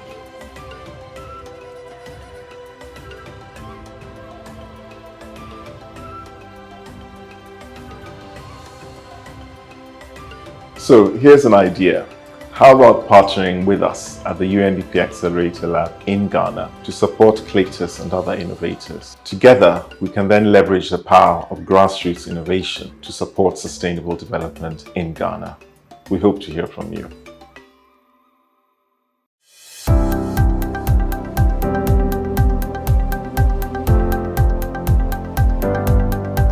My ministry is putting as a contribution schools that trains on agriculture and animal welfare, but also ecology and sustainable development schools, but also water and forest management schools in order to prepare change agents to mitigate climate change risk and resiliencies in the Republic of Guinea.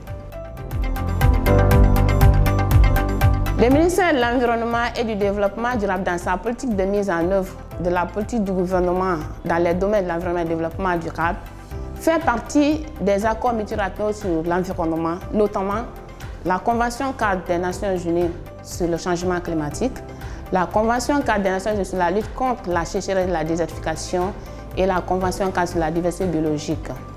C'est dans ce cadre qu'il développe des projets en partenariat avec les PTF sur l'adaptation et l'atténuation. Nous soutenons le projet Sustainable Planet avec le ministère de l'Enseignement technique et de la formation professionnelle. The Ministry of Agriculture and Livestock support the Sustainable Planet project headed by the Ministry of Technical Training, the UNDP and the Emerging University. En Guinée, le développement durable constitue un enjeu majeur.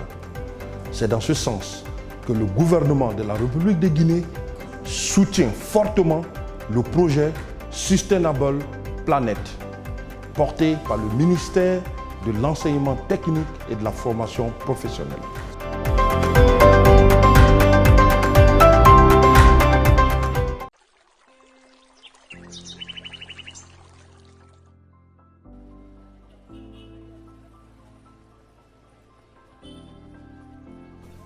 Climate change is affecting every country across the world, but it's poor countries like Malawi who are the most vulnerable and the most affected.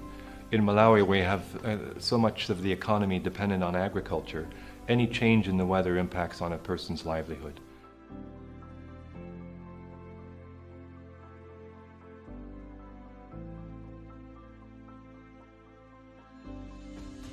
The project is meant to assist communities face the challenges that come with shocks as a result of changing climate.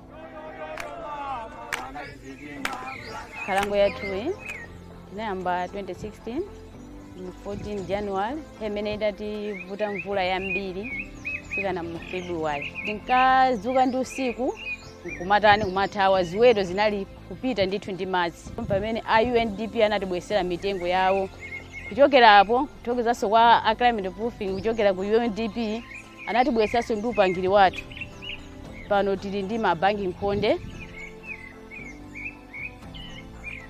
kale tinalipa vuto koma patsopano pano tibe vuto loti nkutsirira ayi madzi ndi mpweche ifetu apapa tukwathokoza climate proofing chifukwa umumu ubwino wake woti umutima kolola katatu kanayi pachaka tsapanonso chakudya tikuchipeza ndipo zofuna zathu zimene timazifuna tikuzipeza.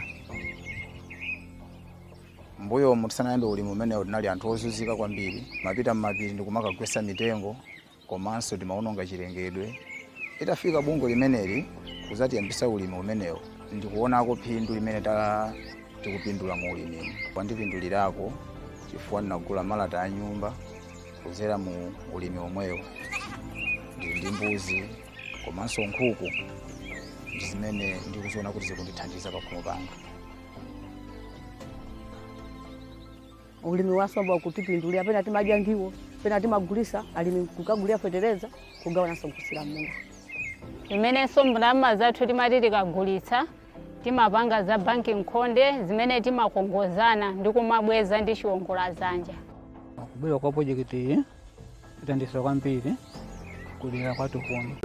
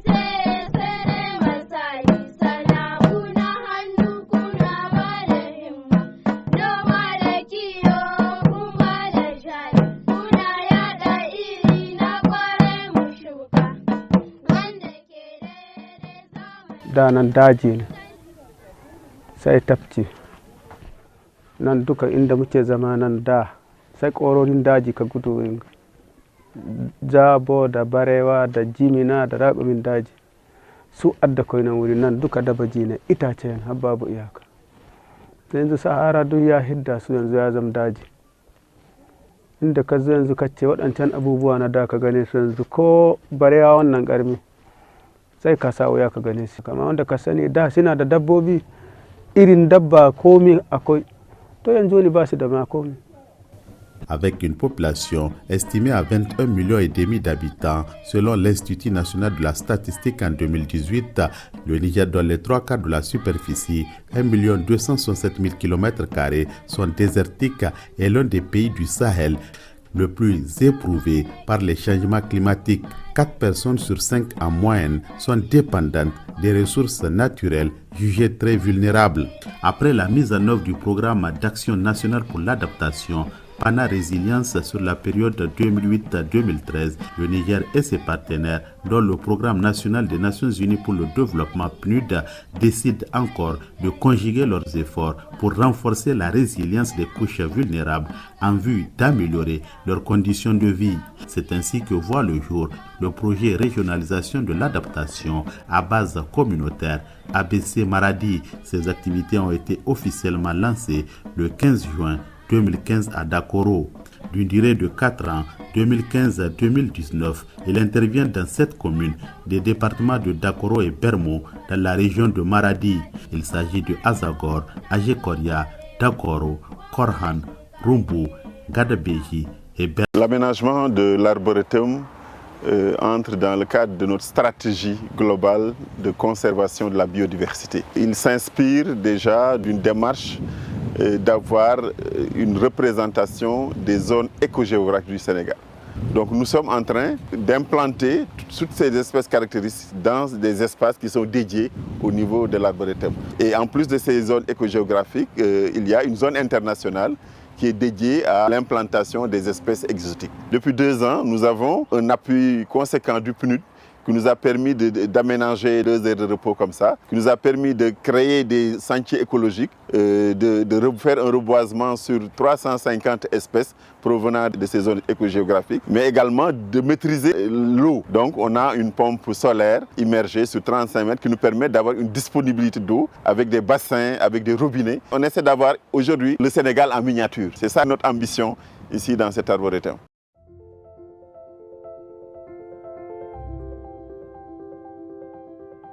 Before, in Somalia, it used to be every 5 years, for example, a mildy drought, while in every 10 years we were having a disastrous drought.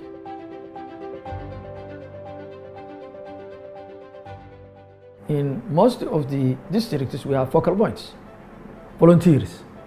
We call them, and they relay the message to their districts.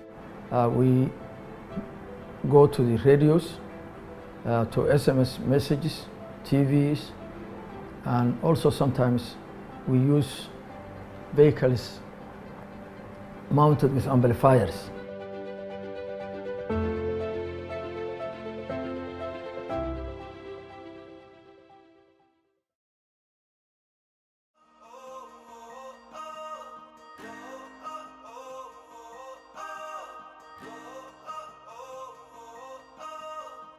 South Africa is an extremely biodiversity-rich country, sporting high levels of endemism, making South Africa a preferred destination for nature-based tourism.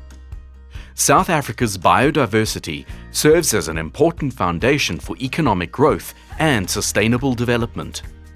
The protection and enhancement of environmental assets and natural resources are high on the South African agenda.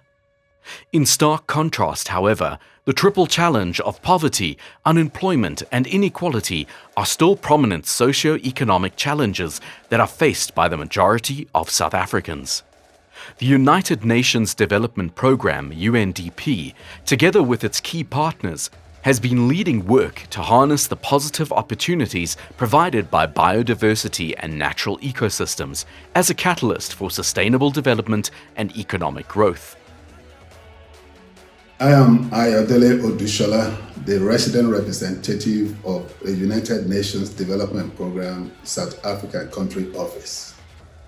The UNDP remains committed to supporting the government and people of South Africa to achieve their national and international development goals, as well as outlined in the National Development Plan and the Medium-Term Strategic Framework.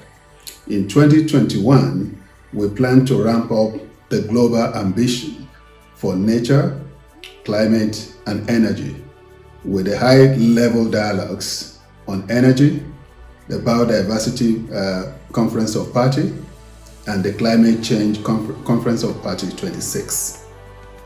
The South African National Development Plan, Vision 2030, confirms that national economic growth is dependent on the environmental sustainability of our proposed development path. A growing economy needs secure water sources. South Africa's 22 strategic water source areas cover 10% of the country, but experience over 50% of the country's rainfall. These areas, together with the river systems that deliver water to the economic centers of the country, must be effectively managed and secured to continue and enhance water quantity and quality. Biodiversity must play a role in building South Africa's economy. Sustainable resource use through the wildlife and bioprospecting sectors are being explored through the delineation of and investment into biodiversity economic nodes. Today, I'm Deshni Pillai, the Chief Director of Biodiversity Information and Policy Advice at the South African National Biodiversity Institute.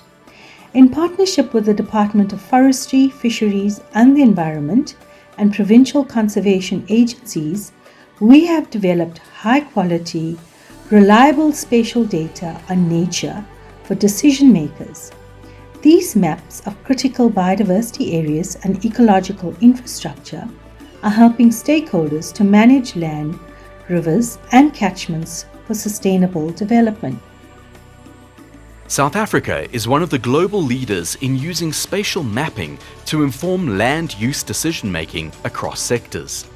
The ELSA project, which has just been initiated in South Africa, presents an opportunity for the country to use their spatial datasets in order to represent the country's top spatial priority targets. Mapping synergies and conflicts across the different policy priority targets will be important points of departure from which strategic decisions and trade-offs need to be made. Using the spatial data that we are collecting for ELSA, we can further visualize priority ecological infrastructure as well as areas important for ecosystem-based adaptation and for stimulating the biodiversity economy. Awareness, understanding, and addressing our impacts and dependencies on nature are some of the challenges experienced across all sectors of the South African society. South Africa, however, is one of the mega diverse countries in the world. We love and enjoy nature, use it and trade it, but we don't really understand nature's real value, nor how it is central to development, or that investment in biodiversity should be considered as development and growth. Armed with our map of hope, we can now collectively make better decisions about how to protect our ecological infrastructure and sustainably manage nature for a thriving biodiversity economy, which are the backbone of the region's economic development opportunities.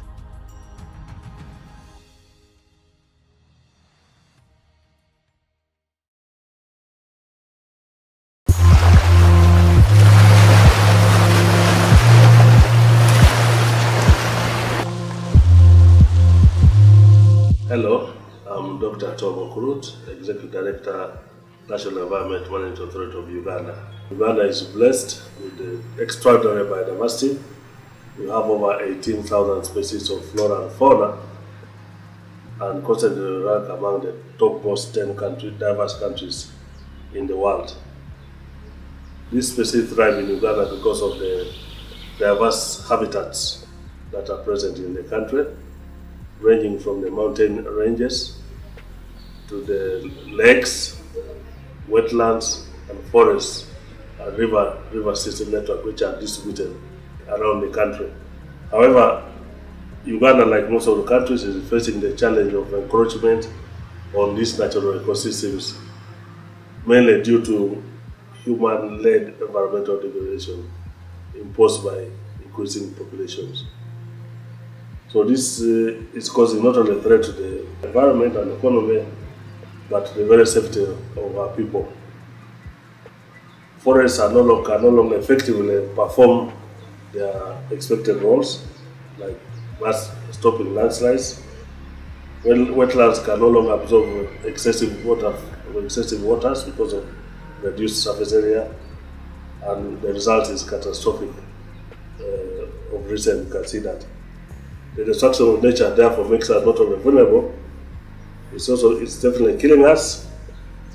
There is no time to lose, and we must act now therefore to stop that change.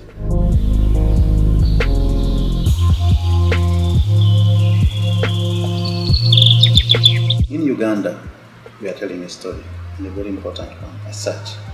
The story is about the importance of nature for human well-being and also for our very safety on this planet. We have got in Uganda the third National Development Plan that supports the importance of nature in reducing disasters and risks. It emphasizes and recognizes the importance of protected areas and calls for restoration of degraded ecosystem. With our local scientists, we are creating a map that is focusing on the importance of nature for people. That map is actually going to show us how and where we need to take action to protect nature for people. And it is not just a map, but also we are building a story in this whole intervention. We are trying to get political will so that we can also integrate the most innovative global technologies with our own very own national knowledge. We have got top priorities in the countries as far as protecting nature for people is concerned, and this is stopping landslides, preventing flooding, keeping our regional ecosystem intact as much as we can, safeguarding our iconic ecosystem. So what we do is to engage a diverse group of stakeholders so that we together determine the priorities that are most important for Uganda. In using these inputs, we then work together with our own scientists and run a rigorous analysis, special analysis, to come up with a result. And what is that result? It is a map, and we are saying it is a map of hope that charts a clear course of nature-based solution that is needed for Uganda.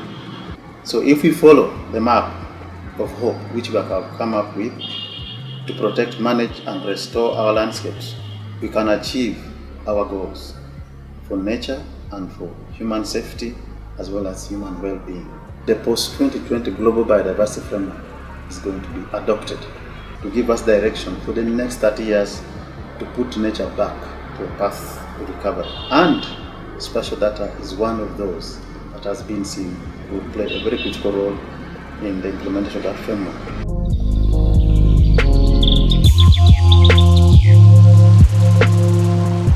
Human development and nature conservation are often considered as conflicting goals, but this is a false paradox.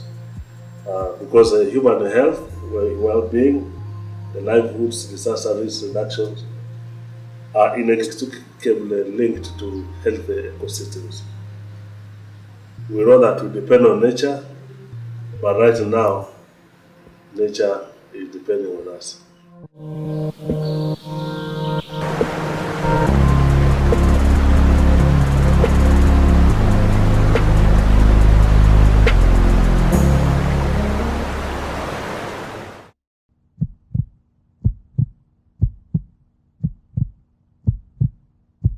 Zina langa ni Gervasio Piri. Tinarunkala mmuzi mwa Yohane village. Makupita kantawe ya mvula kunabwera ma floods. Pamene kunabwera ma floods natonongera manyumba wose nanagwa. Tinakhala movutikira mpaka tawe ya mmawa ma 8 hours 9 hours vantu tonse tili kwa mtenge amanyumba pamene anagwa. Imebo ndime Cosmas mwene Chikonde ndizwa mu munzi ohampegema gwebe district chief munyumba abobo guno kuba pandulusi bubo tunga kuti tulahuba ngombe na rwangu mendakali hubide ngombe hinjanji no ndilarwani kwa penzi linjanji na busena buno buradwani kwa gabo tukabota penzi linjanji wani jasiga jindi mboli pyalino menda alama na onse kunyina ajaniga kuti wabagulanga omu alamenda mugato mu mugaronga omu bwajindi jino kunyina amenda ibwizu bagaliko busena bonso omusi yaliko jarango mbeno bwajindi jino kunyina abwizu kulanga muhe bongo mbahoro mbuli mbobebe kulanga kuti ntobe ni penzi lichandi lilishutide kungombe.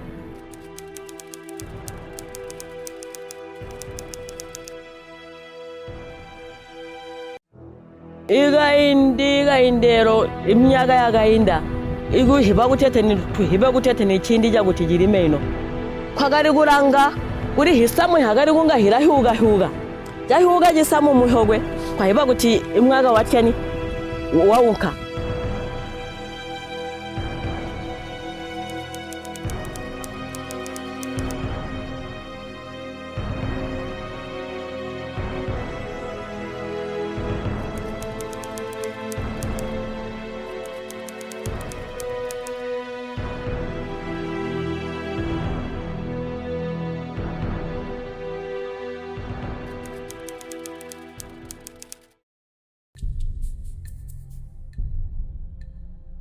Smallholder farmers in Zambia traditionally rely on indigenous methods of weather forecasting to decide when to plant their staple crops like maize.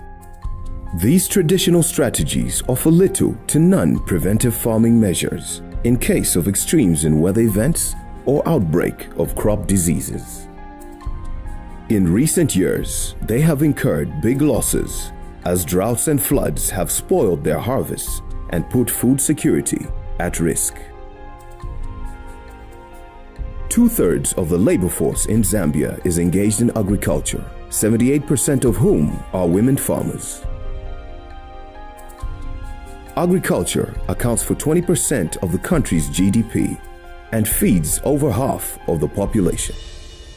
But extreme weather conditions such as severe dry spells and floods have hit hard on Zambia's rain-fed farmlands, leaving severe scars on their water resources.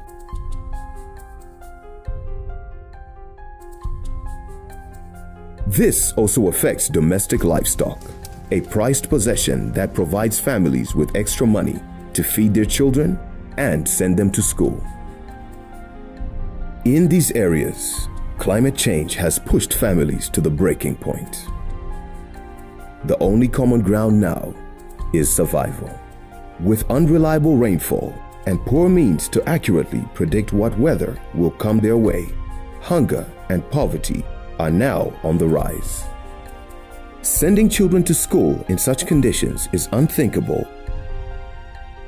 Without reliable climate services, cash crop harvests are down, meaning families have to make do with less. Climate change issues have brought more problems to our farming communities because from a long time ago, farmers used to plant as early as October. Then by December, some would start having fresh crops. But this time, rains come a bit late. After 2 seasons of severe drought, most male farmers have abandoned their villages and crossed into neighboring Namibia in search of work. This situation puts a strain on government resource, with more money being set aside for relief food to feed people on the brink of starvation. I can say half of the household for 2015, 2016, they had already run out of foodstuffs. As a result, there was a cry for relief food. We reacted, and when you react, obviously it becomes very expensive because there could be damage that is done with the flash floods and other disasters that climate variability brings on board. And government has to mobilize resources, one, to repair the damage, to feed the people that are affected, probably relocate them, and all those things. When you do them as an emergency and you didn't plan and you didn't see it, it becomes extremely inconveniencing to government, extremely expensive to the community, and hence, when we started this project, the view was that we can then move from being very reactionary and plan ahead, so we can see this information, and when we see the information, we can interpret it and then engage our different stakeholders and channels of communication for that early warning, so people are aware that this is coming and this is how we're going to act when it's hit. And when people have information, usually then they can make decisions that save crop, save lives, and save a lot of resources that usually go to waste when a disaster's hit and you didn't see it. To help smallholder farmers be better prepared for climate shocks, a project implemented by the Zambia Meteorological Department through the United Nations Development Program, UNDP, provides vulnerable farmers with more accurate weather forecasts. The Zambia Meteorological Department mandate is a threefold mandate. The first aspect of our mandate is to observe, monitor, document weather over Zambia. And the second aspect is we generate climate information, which is tailored for each location and of course for each different socio-economic sectors. The third mandate is to share this information. So we have developed different channels that makes us reach the end users of this information so that we are able to share this information that we generate. What we do here, we do observations, we collect weather data from our parameters that are in our mate farm. We call it mate farm, sometimes we call it the screen yard. Okay? Yes, we collect data, and this data is processed, is sent to Lusaka headquarters meteorological office. Thereafter, it comes back to us again, then we send it to our farmers that are in this area. These new forecasts allow farmers to adjust their crop production methods to changing seasonal precipitation patterns. This project is being funded by the Global Environment Facility's Least Developed Countries Fund. Through the project, the government of Zambia is helping smallholder farmers adopt climate-smart agriculture and business practices, giving them confidence to invest in and improve their farming enterprises.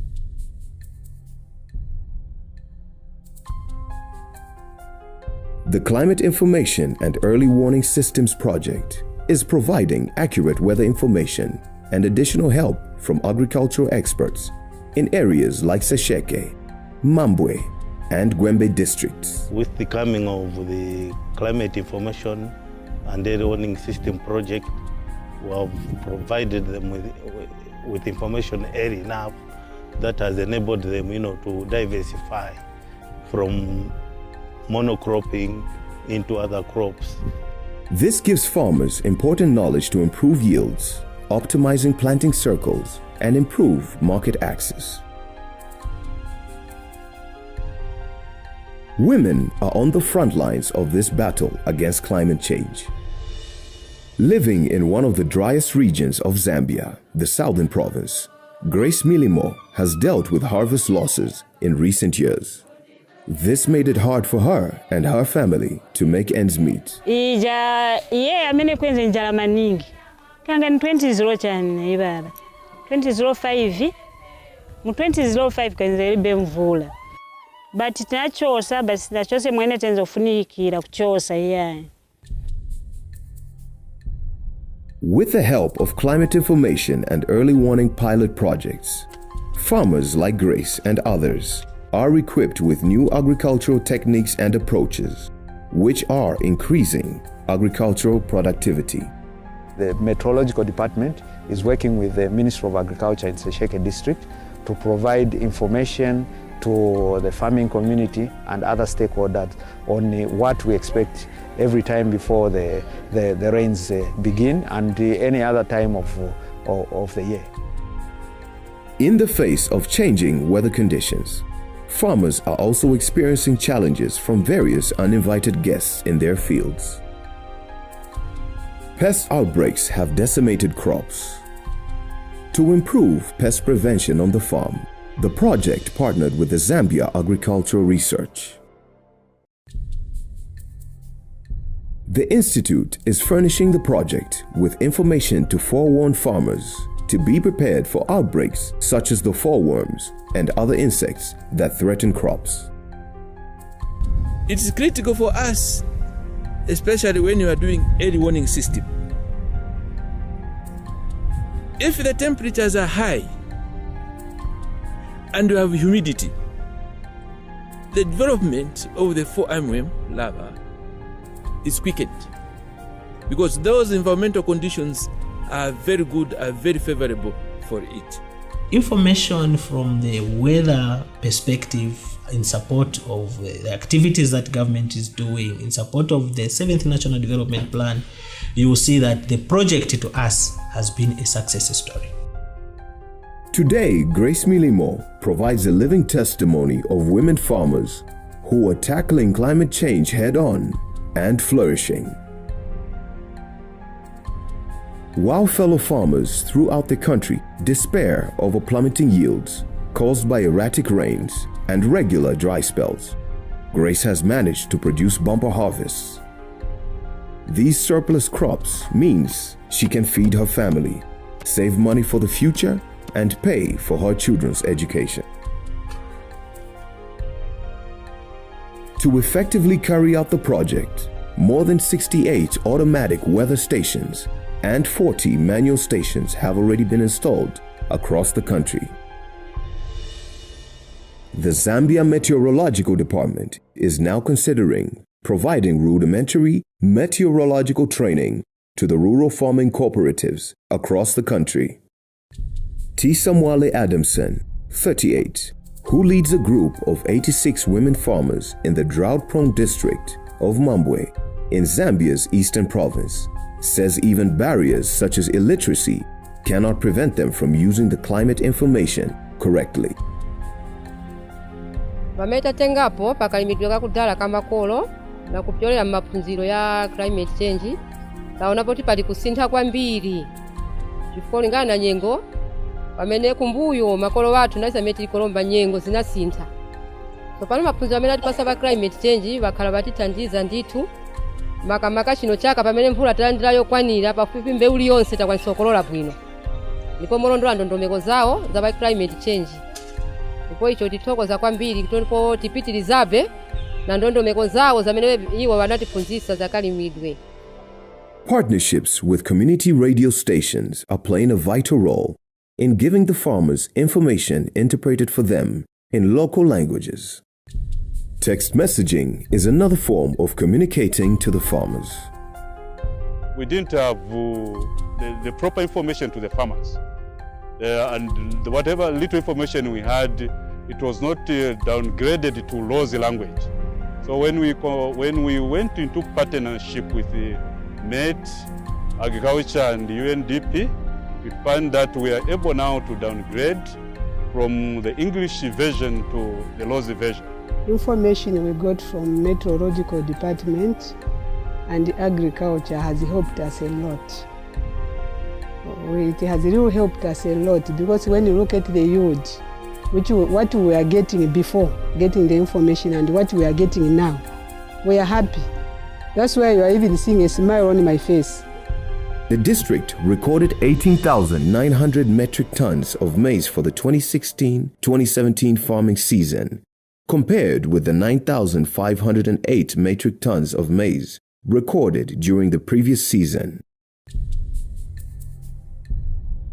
Patricia Muswewu has been encouraging women in her community to form women's self-help groups or join farming cooperatives as a way to lift themselves out of poverty. The cooperatives also help their members generate income and get employment in many ways through direct involvement in cooperative farming, livestock, and cattle rearing. These women are also adding value to their produce by making peanut butter and cooking oil from groundnuts. I'll proudly say that for 2016-2017 season, we have a bumper harvesting. It is not because we have enough rains. It is because of this project which has come with UNDP, which is helping our farmers to manage the way they are going to look after their fields and also their crops. So specifically on this project, we're looking at early warning systems that can have an impact not only for decision making in terms of making people more resilient to the shocks of climate change, but also specifically to help small-scale farmers to better plan and ensure that they have an understanding of how their yield and their crops can be better protected and resilient to shocks in the climate. Obviously, out of the 17 SDGs, there are a few critical ones that we can say are having a significant impact. Right now, we're already seeing that in terms of the pilot program. For instance, goal number 1, for no poverty. As a meteorological department, our mandate leads to protection of life, saving of life and property, and sustainable development. This priceless information protects lives, boosts yields on the farm, and gives families the tools they need to thrive and build climate-resilient livelihoods.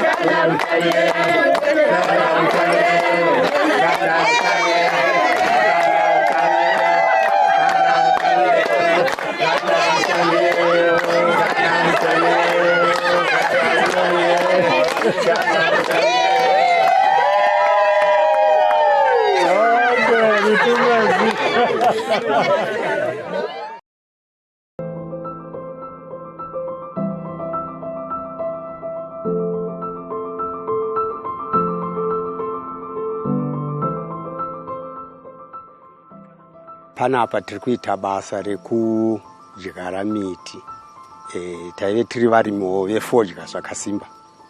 Ndobva vationesa kuti kuita miti kwakarurama. Takazoonekwa neveforestry commission. Ndobva vauya vakati mungatiitirawo miti here. Ndobva ndatenderana navo kuti tinokwanisa kukuitirai miti yamuri kuda. Forestry commission yakauya ikatora miti.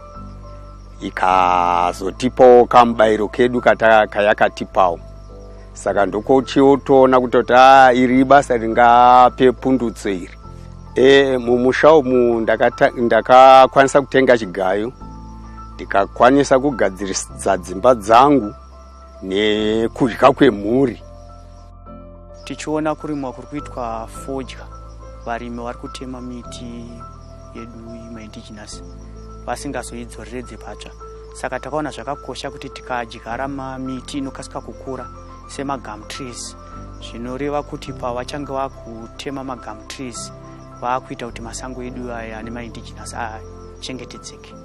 Tichitarisa pamwaka watabva miti yakadyarwa inokwanisa kusvika 80 hectares dzakadyarwa dzemiti.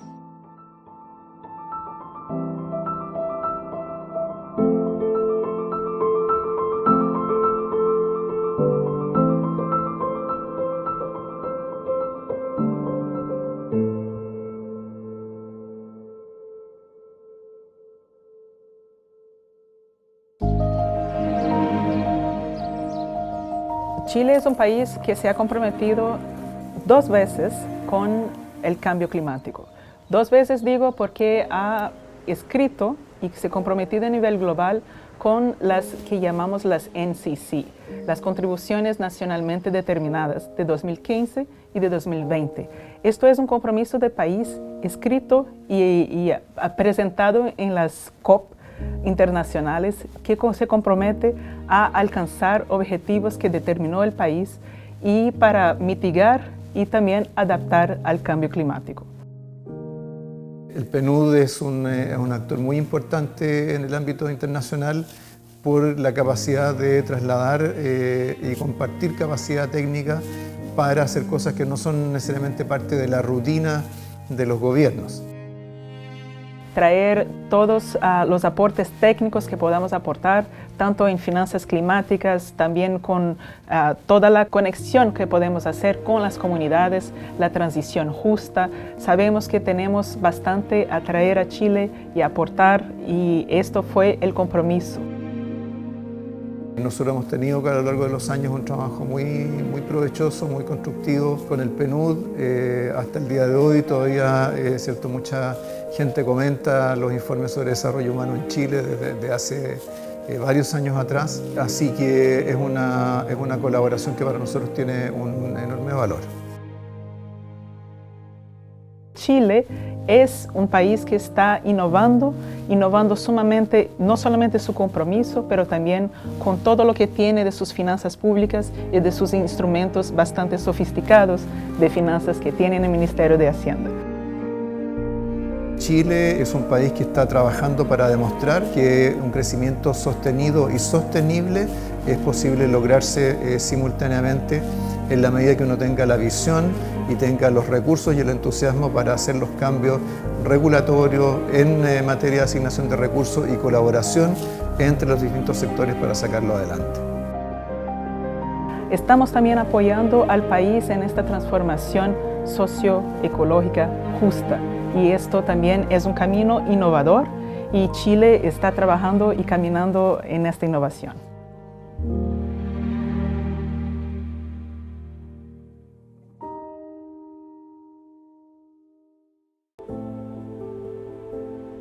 Costa Rica is a global environmental leader. The country is committed to conserving 60% of its territory, and it has an ambitious plan to decarbonize its economy.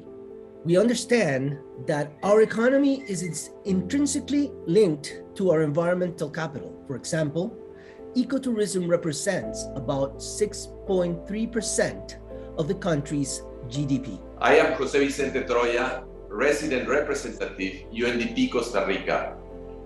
Costa Rica's essential life support areas are critical for coping with climate change, designing sustainable landscapes, and greening our cities. Costa Rica is located in one of the region's hotspots for future climate impacts. Costa Rica has already suffered substantial damages and losses to human lives, to agriculture, and infrastructure. This trend is likely to increase if we do not strengthen our climate resilience. We are experiencing unchecked urban sprawl. We need to create green spaces for recreation, for urban temperature control, and for ensuring ecosystem services for the city. We are also facing increased intensive monoculture crops, calling into question the balance between the environment and agricultural production. Understanding these challenges and embedding nature-based solutions into national planning will provide Costa Rica with a clear roadmap to address these challenges. I am Carlos Cordero, Director of the Sectorial Planning Secretary of the Ministry of Environment and Energy in Costa Rica. Using integrated land using planning techniques, we are working to generate a sound national climate adaptation plan that considers nature as ally to tackle climate risks. We are using spatial data to address different interconnected issues in Costa Rica. We have developed a map of hope using the ELSA methodology with the participation of national policymakers, local communities, and scientists. Now, the Ministry of Environment is making use of the results to produce the 2021 State of Environment report that will measure gaps, challenges, and advances over the past 4 years and set a baseline for upcoming actions on environment. I am Rafael Monge, Director of the National Center of Geoenvironmental Information at the Ministry of Environment and Energy of Costa Rica. We are developing the latest State of the Environment report by harnessing the ELSA map results that we help producing using high quality, reliable spatial data. In addition, the Directorate of Climate Change decided to use ELSA to develop inputs on ecosystem-based adaptation for Costa Rica's National Climate Adaptation Plan. Thanks to its flexibility, we are generating an ELSA processes specifically on climate adaptation. ELSA helps identify areas where ecosystems can help reduce the impact of climate events, such as storm surges, flooding, and landslides, and identifying where nature is vital to secure ecosystem services for the future generations. The ministry is also using the results of our ELSA mapping to support our agro-environment and urban environment agendas by helping to guide the spatial priorities. Using the spatial data that we collected for ELSA, we can identify possible conservation corridors between agricultural units, as well as critical freshwater reservoirs for urban populations. We began mapping essential life support areas in Costa Rica in 2019. After perfecting this process through several iterations and producing maps of hope for specific themes, we are now using the results to inform 4 policy processes. I am Franklin Paniagua, Vice Minister of Environment of Costa Rica. Join us in mapping nature to reduce climate risks, to promote sustainable productive landscapes, to green our urban areas, and keep our cities cool. Join us in mapping nature for life.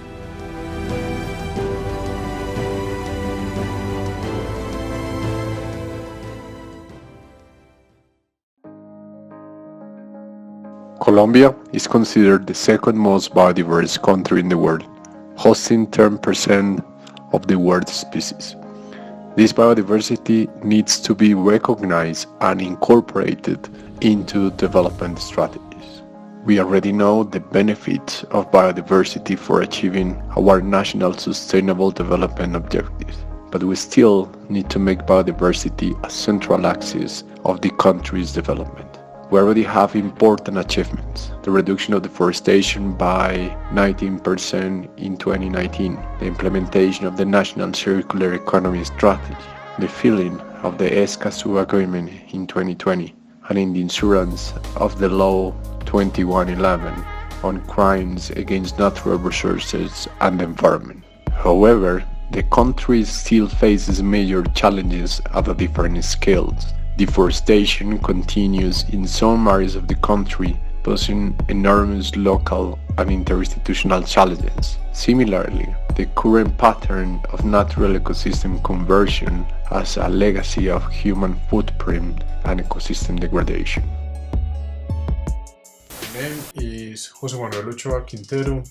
I am the head of the Biodiversity Assessment and Monitoring Program at the Natural Resource Research Institute Alexander von Humboldt. Essential life support areas are crucial for Colombia, as they define important zones for biodiversity, climate change, and economic development. Environmental deterioration in Colombia generates an annual cost equivalent to 3.5% of the country's GDP, especially the loss of key ecosystem services such as drinking water. This is not only paradoxical but also worrying. Colombia depends on nature for its water. In fact, 70% of our water comes from the páramos, and a third of the population benefits directly from the regulation of water derived from high mountain ecosystems. However, the loss of drinking water and the growing threat posed by climate change could reduce water provision by up to 70% in coming years. The direct benefits of biodiversity in reducing poverty and inequality and contributing to food security are even more relevant after COVID-19, where the country's poverty level increased from 37% to 42%. The use of spatial data in conjunction with the strategic planning approaches represents an opportunity to assess where and how biodiversity can most effectively contribute to SDGs and human well-being. The national level analysis using the ELSA methodology have allowed us to identify priority areas for restoration, conservation, and sustainable use, which facilitates the management of important territories for biodiversity, for climate, and for sustainable development. This methodology can be applied at different scales, as demonstrated by our mapping of nature for water security in the central region in Colombia. This is also key because the challenge of guaranteeing the provision of drinking water, mainly in cities where 83% of the population will live by 2035, implies having a regional perspective that recognizes the flow of benefits from natural areas close to densely populated cities. ELSA facilitates the identification of biological corridors, key conservation areas, watersheds, and agricultural use areas, among others, that should be considered for water security planning, ensuring that ecosystem services and water provision is protected for current and future generations. Beyond the purely biological and ecological information, this integrated mapping approach allow us to incorporate socioeconomic information as well as connect public policy objectives with concrete actions in the territory. With such an ecologically and culturally heterogeneous country, the ELSA methodology allows us to regionalize the prioritization exercises, where several voices can be heard and consensus can be built based on the best spatial information available. Join us in identifying essential areas for life in Colombia. Nature for Life.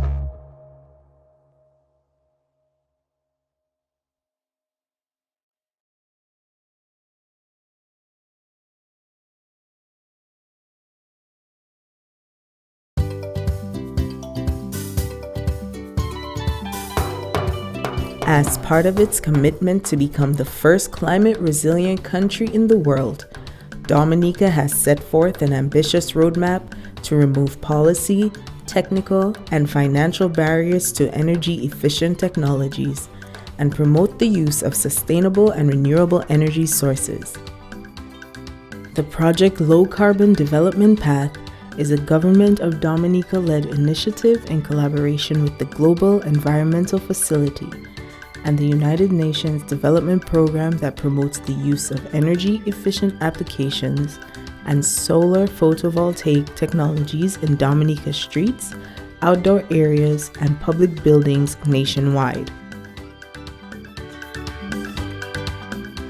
We have ensured that the project affects in a positive way varying people across the country. And so, for instance, we have installations at schools, we do have at our infirmary, we also have at one of our emergency shelters, and also one is placed within the indigenous community. The infirmary houses at capacity 94 residents. Indeed, in terms of running an institution like the Dominica Infirmary, the overhead costs are quite exorbitant. A project like this is going to allow us to run smoothly. Whether there's a disaster or not, we'll be able to go right back into operations. So it is a quite timely project, but a quite necessary project. With the installations that we're doing, because they were pilot demonstrations, we wanted to be able to learn from them. And so we chose sites that were unique and tried to ensure that the solar installations that we installed actually met some of the challenges that we had, or some of the questions that we had about solar PV installations in Dominica.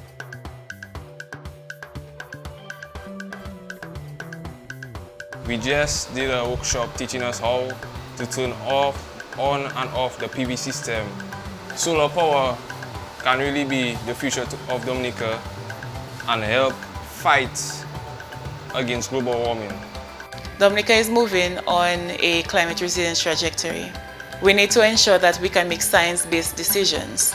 A project like this will allow us to do so, because we can use the results of this project for us to be able to see exactly how we can move forward in ensuring that renewable energy can be enhanced. There were 30 solar panels installed on the school, and there's a whole system after it was installed, which we just did a short, nice bit of information that we were taught based on how to manage, how to take care of the system. It's also very beneficial, enhancing learning. When you enhance the learning, is that the students will know how to protect the environment, because knowing that the environment is very important to us as a people, especially in Dominica, which is nature island. We have to preserve our country and our resources. The students are the future, and these are the things that they have to know, taking into consideration that the renewable energy is the best thing presently for us.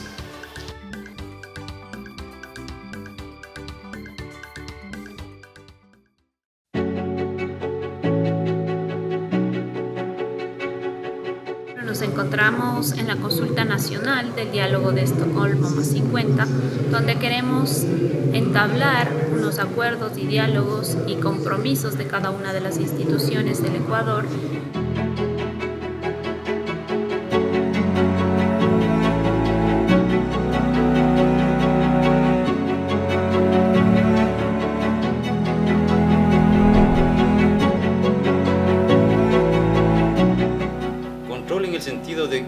que preservar nuestro ambiente. Lo que estamos haciendo ahorita son acciones en beneficio de nuestra Pachamama.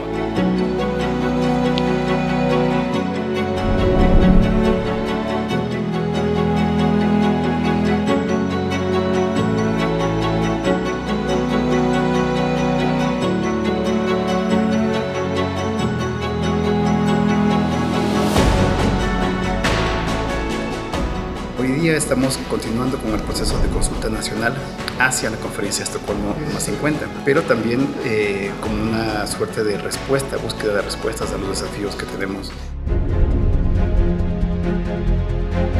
Pero lo que hoy queremos hacer es también subir en medio de este mensaje a la sociedad civil. Queremos que nuestro mensaje sea entendido por los diferentes sectores, porque a veces nuestro lenguaje es muy técnico.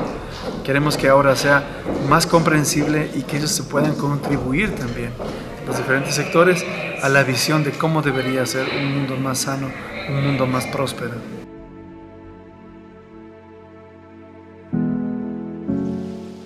Y es importante escuchar a todas las voces. En su conjunto, saber qué es lo que piensa un agricultor, qué es lo que piensa un pescador, qué es lo que piensa un minero, una minera, ¿no? Saber todo esto porque ellos son los que viven el día a día, ellos son los que tienen los problemas, los que más tienen riesgos ambientales generados por todas estas crisis que estamos viviendo. Me parece muy interesante el hecho que hay diversos grupos de diferentes sectores que estamos hablando de un tema tan fundamental como es el ambiente, analizando la problemática y también dando soluciones.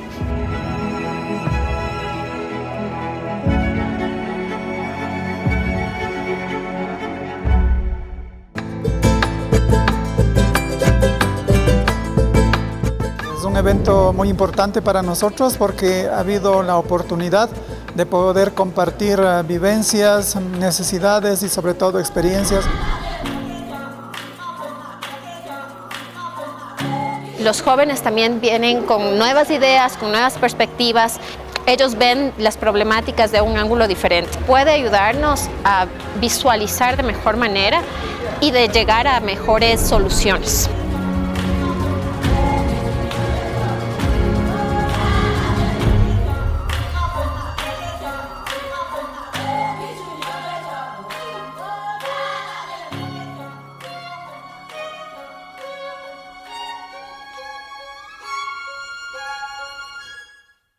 Gobierno del Encuentro. Juntos cumplimos.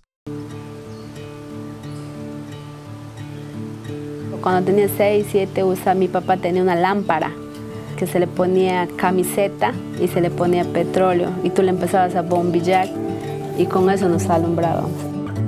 Un día viene un ingeniero y nos reúne a toda la población diciendo que nos apersonamos a la municipalidad de recoger nuestros paneles fotovoltaicos.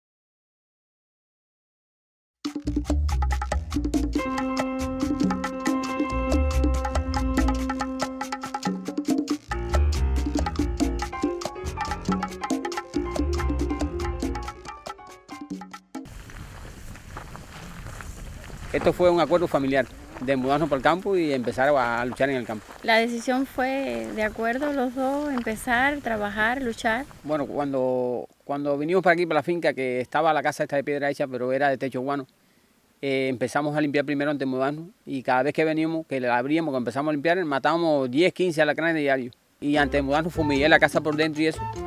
Y adentro de la casa solamente cayeron 36 alacranes. Y de ahí decidimos ponerle la finca al alacrán. Cuando nosotros cogimos la finca por las 259, esto era Marabú, a partir de la carretera para acá completo. Sí, yo desgajaba y apilaba con un palito y ayudaba. Sí, he trabajado mucho. Y aparte que eran tierras que nunca habían producido, que nunca la habían explotado como tenían que explotarla y no producían nada. Y decían que esas tierras no servían. Sabemos campesinos que lo que hacemos es explotar el suelo nada más, pero el suelo hay que darle también.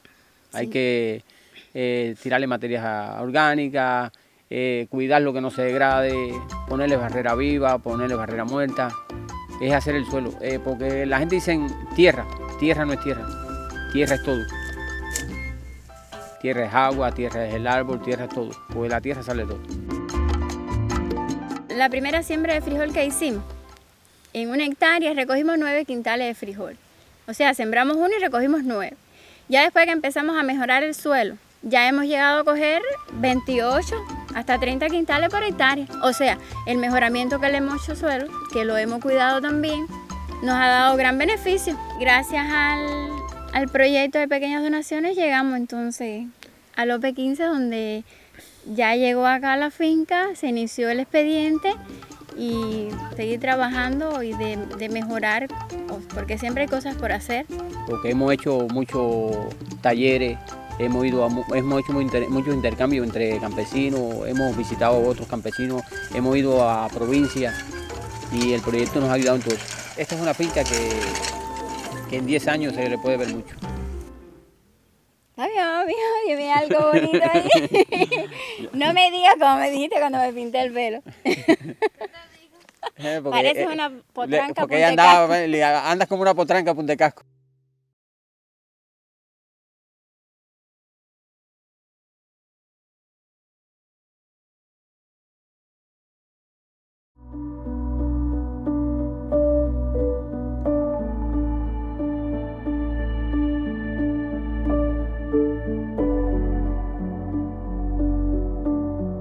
Que se ha cambiado mucho por esta energía que nos ha llegado.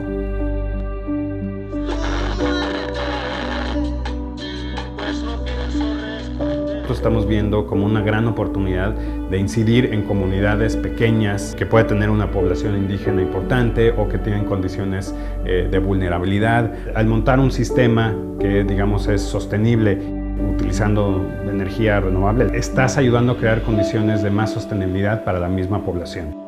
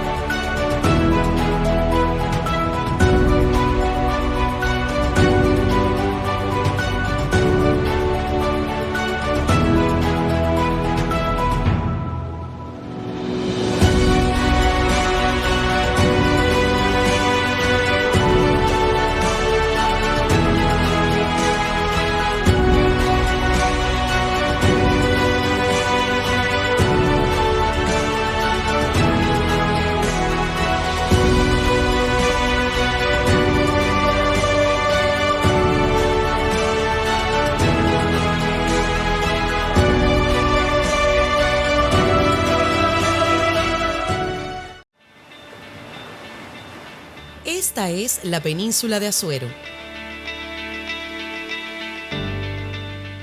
reconocida por su gente, su belleza natural y gran biodiversidad.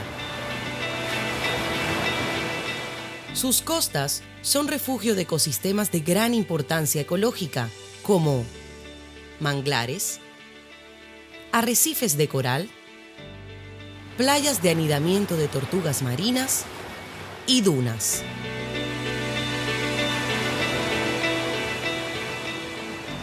Muchas especies marinas de importancia global habitan en la península de Azuero y son utilizadas por su gente.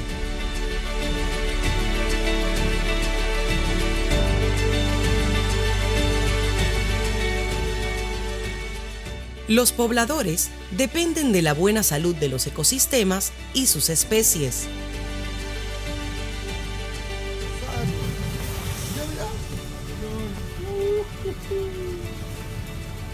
Pero el mal uso de la tierra, la contaminación, la sobrepesca y el desarrollo urbano de alto impacto en zonas frágiles de la península de Azuero ponen en peligro la conservación de estos ecosistemas y la calidad de vida de sus pobladores.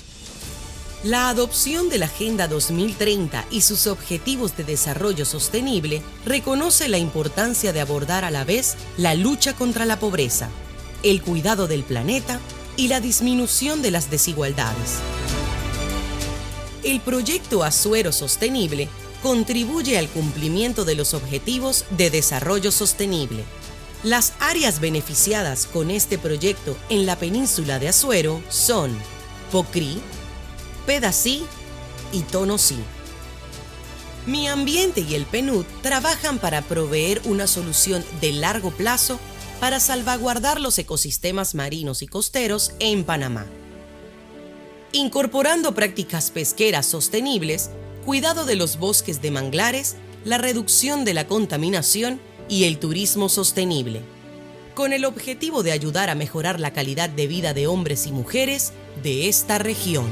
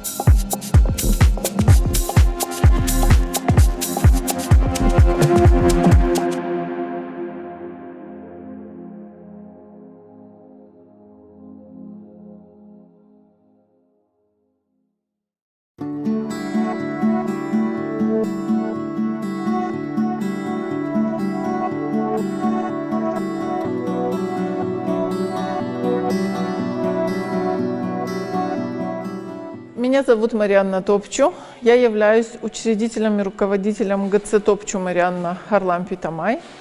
Предприятие занимается выращиванием миндаля и реализуем миндаль на территории Молдовы и экспортируем в Италию, в Азербайджан, в Румынию.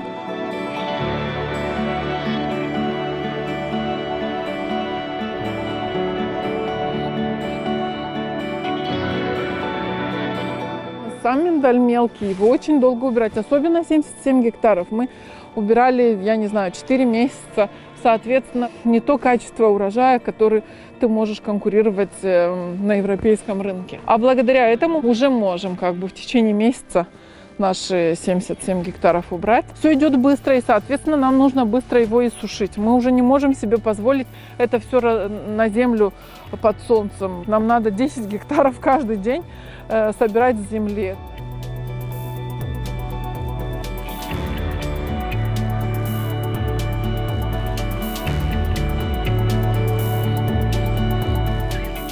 Мы планируем здесь поставить наше сушильное помещение. Здесь будет построена сушилка на 15 тонн в сутки. Для нашего бизнеса очень важно, чтобы процесс сушки был быстрым, своевременным. Это очень важно. Для нашей продукции очень важно.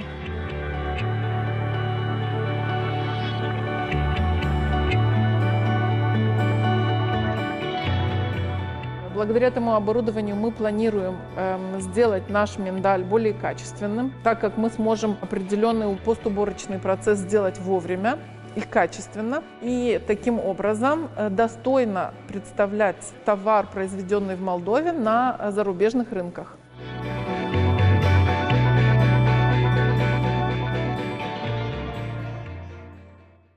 Երկրագնդի վրա մեծ ազդեցություն ունեցող ջերմոցային գազերի արտանետումների աղբյուրները տարբեր են։ Հայաստանի Հանրապետության ջերմոցային գազերի արտանետումների գերակշիռ մասը կազմում են էներգետիկայի ոլորտից արտանետումները։ Այդ իսկ պատճառով կարևորվում է վերականգնվող էներգիայի ներուժի առավելագույն կիրառումը, որը բացի բնապահպանական օգուտներից ապահովում է նաև էներգետիկ անվտանգության խնդիրը։ Ունենք արդեն ավանդական կարելի ասել փոքր հիդրոէներգետիկան, որտեղ շուրջ 380 մեգավատ հզորություն կա այս պահին գործող եւ մինչեւ 430 մեգավատի հասցնելու ծրագրեր կան։ Նախատեսվում է, որ մինչեւ 2040 թվականը լրացուցիչ 500 մեգավատ հզորությամբ քամու կաններ կկառուցվեն։ Հայաստանն ունի նաև արևային էներգիայի մեծ ներուժ։ Հանրապետության տարածքի 1/4-ն օժտված է տարեկան 1850 կՎտ քառակուսի մետր ինտենսիվությամբ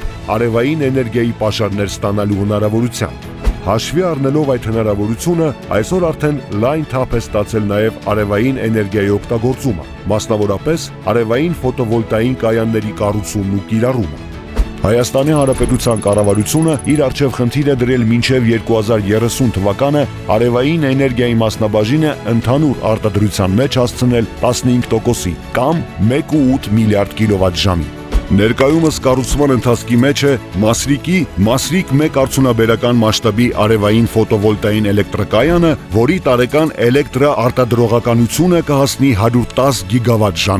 Արևային էներգետիկայի զարգացումը ներառվել է ընդհանուր էներգետիկայի ռազմավարական զարգացման ծրագրում, արևային կայանների եւ ընդհանրապես վերականգնվող էներգետիկ մյուս կայանների համար սակագինը չի հաշվարկվում հաշվի առնելով ծախսերը, այլ դրանք հաստատուն մեծություններ են։ Այսինքն գործարարը ի սկզբանե գիտի, թե իր կողմից արտադրվող էլեկտրաէներգիան ինչ է արժանալու։ Հենց այս պայմաններն են, որ ոլորտն առավել գրավիչ են դարձնում թե ներքին եւ թե արտաքին ներդրողների համար։ Մենք որոշեցինք ներդրում կատարել արևային էներգետիկայի մեջ, քանի որ տեսանք, որ այդ ոլորտը ոչ միայն այդ ներդրումը կատարելու պահին ձեռնտու էր, այլև հեռանկարային։ Այս ոլորտում ներդրումը մեր համար խոստումնալից է այն իմաստով, որ այն ապահովում է երկարաժամկետ կայուն զարգացում, ինչպես նաև որոշակի առումով բնականաբար պետք է հաշվի առնել ցածր ռիսկայնությունը այս ոլորտի ու կայունությունը։ Այսպիսով, Հայաստանի Հանրապետության կառավարության էներգիայի ոլորտում որդեգրած քաղաքականության եւ ստեղծված բարենպաստ պայմանների շնորհիվ արևային էլեկտրաէներգիայի կիրառումը շահեկան է բիզնես գործունեությամբ զբաղվող կազմակերպությունների համար, քանի որ տնտեսապես ձեռնտու է եւ որ ամենակարևորն է, նպաստավոր է բնապահպանական տեսակետից։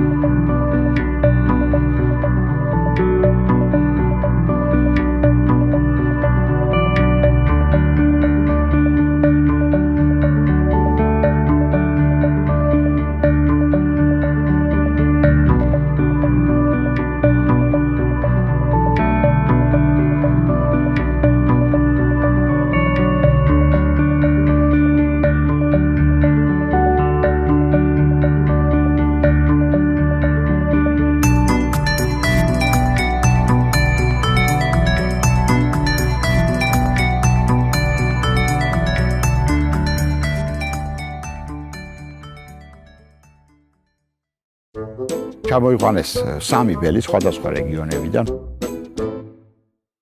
ერთი იყო ჩამოყვანილი ლეჩხუმიდან და დავარქით კოპალა. მეორე იყო ყაზბეგიდან ჩამოყვანილი და შესაბამისად დავარქით ჩოფიკა. და ბოლოს მოგვიყვანეს ყველაზე უფრო პატარა და დავარქით გარინჩა.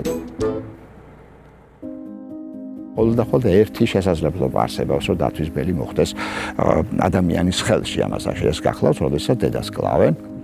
ძალიან მალე დგება ხოლმე საკითხი, როდესაც უკვე იმათ, ვინც წამოიყვანეს, აღარ უნდათ რომ ბელი ყავდეს და უკვე იწყება უკვე ზღაპრების მოგონება, როგორ მიდიოდნენ ტყეში, როგორ ნახეს უპატრონოთ ბელი და შესაბამისად შემდეგ მოყავთ უკვე ჩვენთან ესეთი დათვები, დათვის ბელები, რომლებიც ადამიანის ხელში იმყოფებოდნენ, ძალიან ბევრი პრობლემები აქვს. და სწორედ აი ესეთი ტიპის ქცევების ჩამოშორება და მათი ბუნებრივი ქცევების დაბრუნება, სწორედ აი ეს არის რეაბილიტაციის მთავარი ამოცანა. აი ამ პროცესში საბედნიეროდ იყო შესაბამისი პროგრამა, ეს იყო ბიოფინის პროგრამა და შესაბამისად სწორედ აი ამ პროგრამის მეშვეობით ჩვენ გავაუმჯობესეთ ვოლიერები და მოუწყვეთ იქ ძალიან ბევრი მათთვის მნიშვნელოვანი ადგილები, სადაც მათ შეუძლია დაკავდნენ, გაერთონ, ითამაშონ. ერთი ეტაპი ეს გახლავთ სწორედ ამ ბელების მომზადება ტყვეობაში და მეორე ეტაპი ეს გახლავთ უკვე ბუნებაში სწორი ადგილის შერჩევა, სადაც შეიძლება იყოს გაშვებული. ბიოფინის დახმარებით ჩვენ ზოოპარკის ვებგვერდს დავამატეთ სპეციალური განყოფილება, საიდანაც ნებისმიერ ადამიანს, იქნება ეს ფიზიკური პირი თუ რაიმე კომპანია, აქვს შესაძლებლობა რომ გადმორიცხოს ნებისმიერი ოდენობის თანხა ზოოპარკის ანგარიშის ნომერზე. ამ შემოწირულობას ყოველთვის თან ახლავს დაუშვათ კომენტარი, რისთვის გაიღებს ეს ადამიანი თანხას. და ისეთ გულისამაჩუყებელი კომენტარებია, რომ ხვდები, რომ შეიძლება უცბად არა, მაგრამ ნელ-ნელა რაღაც აუცილებლად შეიცვლება.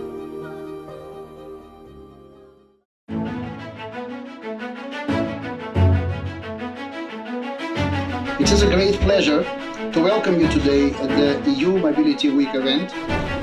Today is, I think, a very good day for Absheron National Park for our team. Greenhouse gas emission by 40%, which is...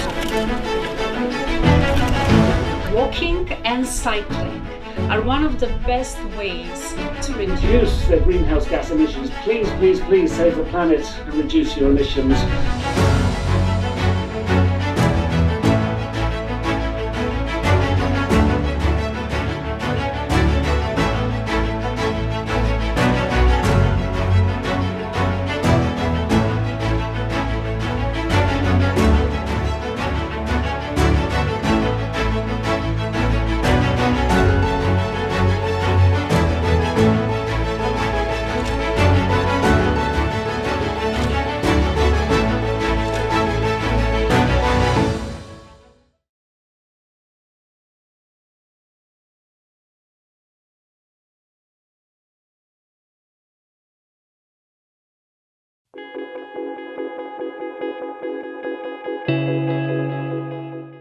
U okviru projekta aktivnost inkluzivne dekarbonizacije koju finansira vlada Japana provodi UNDP u saradnji sa Ministarstvom vanjske trgovine i ekonomskih odnosa Bosne i Hercegovine, putem javnog poziva odobrano je 20 malih i srednjih preduzeća koja će dobiti tehničku i financijsku pomoć u realizaciji investicionih projekata dekarbonizacije. Lukavac cement jedno je od njih. Očekujemo višestruke benefite, direktnim smanjenjem specifične potrošnje toplinske energije, zatim smanjenje potrošnje električne energije i u konačnici povećanje supstitucije energije iz alternativnih goriva. Profine BH vodeći je snabdjevač profilima za proizvodnju prozora i vrata, zahvaljujući IDA projektu nastavlja svoj put ka dekarbonizaciji. Na tom našem putu smo uspjeli da se riješimo ugljena kao našeg primarnog energenta, znači prešli smo na toplotne pumpe i sljedeći naš korak je sa ovim novim projektom izgradnja fotonaponske elektrane u iznosu ukupnom od 800 kW. IDA projekat će u saradnji sa Ministarstvom vanjske trgovine i ekonomskih odnosa Bosne i Hercegovine raditi na dokumentu Pravedna tranzicija za sve za period 2020-2030 godina, kao i strategijama pravedne tranzicije za 3 industrije s visokim emisijama ugljika: električna energija, čelik i cement. Odabrana preduzeća će tokom ove, a i naredne godine dobiti potrebnu kako finansijsku, tako i tehničku podršku u njihovoj tranziciji, da kažem, ka niskokarbonskom razvoju, a kroz iskorišćavanje mjera energetske efikasnosti, tehnologije obnovljivih izvora energije, a sve sa ciljem da se ublaži ili u potpunosti ukloni zavisnost o fosilnim gorivima i na taj način doprinese njihovom daljem razvoju i boljem poslovanju.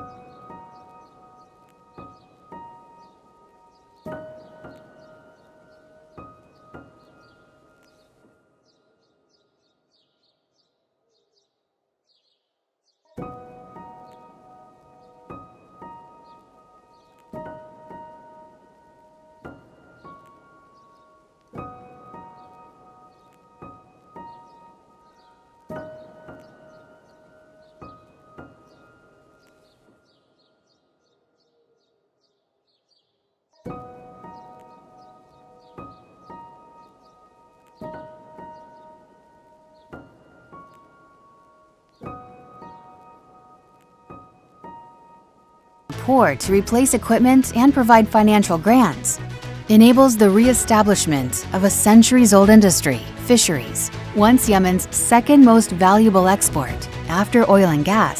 The blue economy has the potential to help rejuvenate the economy and provide a valuable food source to millions of food insecure Yemenis. قبل ما نستلم الماكينة كان الوضع يعلم بهالله، بس كان الوضع متعب، الماكينة تعبانة، نسرح ونضوي، شغلك محصور. والآن الحمد لله بعد ما استلمت الماكينة ده العمل ريض، وانا بت بعيد وقريب وانا مبسوط لي مطمن من المحرك اللي معي، انا عاطينا الامان كامل. UNDP helps fisherfolk reduce operational costs, limit fuel consumption, and increase daily catch. As the changing climate and marine ecosystems demand more flexibility, modern equipment and new skills help fisherfolk to navigate unpredictable weather safely and limit their impact on an already fragile sea environment.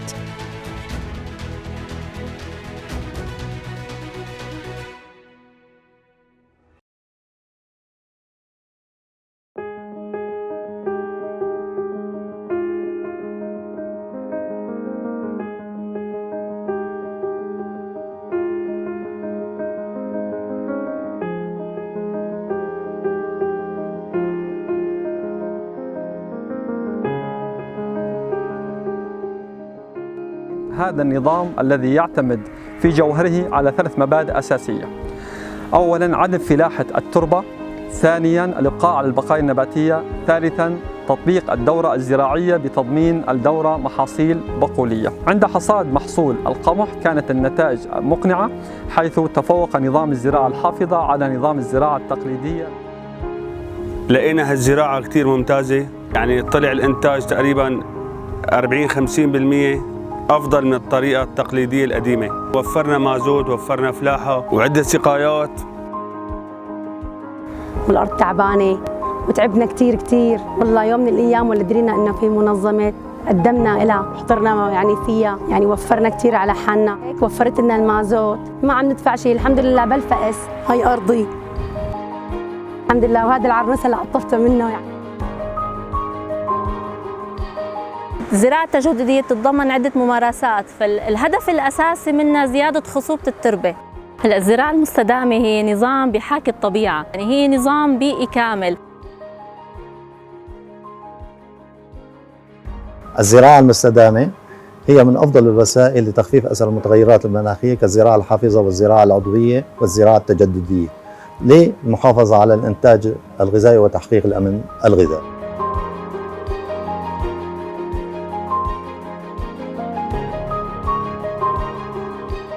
تعد المياه شريان التنمية الاقتصادية والاجتماعية في المملكة العربية السعودية، فلا غنى عنها لسد جميع احتياجات الإنسان بيئياً واقتصادياً واجتماعياً. ورغم أهميتها منقطعة النظير، تواجه المملكة تحديات مهولة جراء الاستخدامات غير المستدامة لمواردها المائية.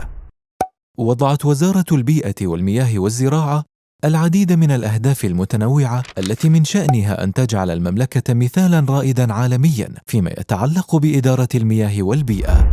تتمثل أهداف الوزارة في حماية المملكة وضمان استمرار حصولها على إمدادات المياه النقية عالية الجودة، وتسهم أنظمة إدارة الطلب قليلة التكلفة في تعزيز الاقتصاد، وتضمن قياس إمدادات المياه اللازمة في المستقبل.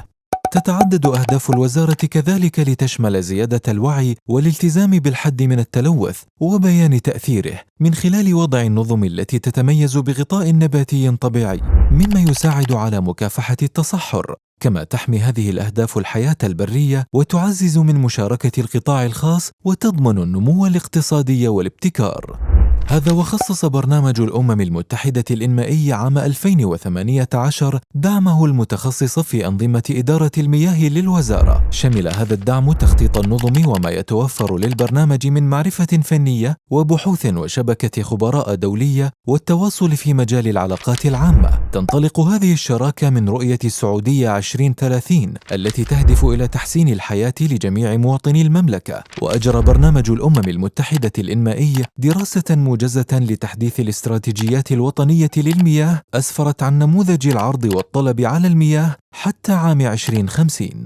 تقيم هذه الدراسة الموجزة موارد المياه المحتملة دون المياه الجوفية مثل مياه الأمطار أو الطاقة الحرارية المائية، وتقدم توصيات لسياسة المملكة الخاصة باستخراج المياه واستخدامها. يشترك برنامج الأمم المتحدة الإنمائي مع الوزارة في تحقيق أهداف التنمية المستدامة المختلفة، بدءا من المياه النظيفة والنظافة الصحية والطاقة النظيفة بأسعار معقولة، والمدن والمجتمعات المحلية المستدامة، وتأثيرات المناخ على المجتمع والطبيعة. يدعم برنامج الأمم المتحدة الإنمائي الوزارة فنيا واستراتيجيا، ويقدم العديد من الأدلة التي تثبت دون أدنى مجال للشك ضرورة هذه الشراكة للوصول إلى المعايير الدولية للحفاظ على المياه واستخدامها. وللوزارة إسهامات كثيرة يتردد صداها في جميع أنحاء المملكة، بالإضافة إلى الدراسات الاستقصائية والبحوث والخبرات المتاحة في برنامج الأمم المتحدة الإنمائي، بدءا من تكييف السياسات والإسهامات الاقتصادية والإنجازات الاجتماعية والمكاسب التي تشهدها التقنيات المبتكرة والتأثيرات البيئية.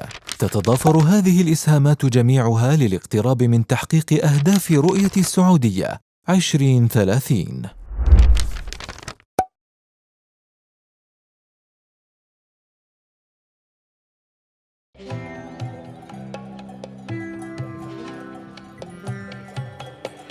في مثل بيقول اللي ورث أبوك إلى كل أخوك.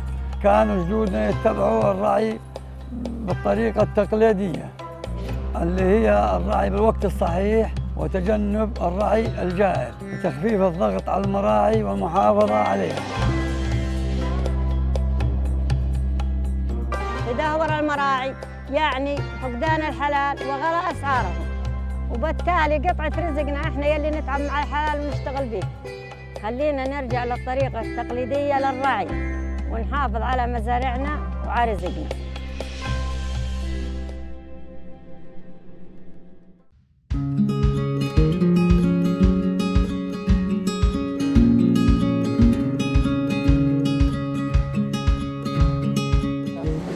أحيانا ينقطع التيار في بداية الجلسة، نضطر أن احنا ننهي الجلسة للمريض من أجل الجلسة لغاية بعد ساعتين 3 ساعات، أكثر شيء أغلب الأحيان ل4 ساعات، وبعض الأحيان في نص الجلسة.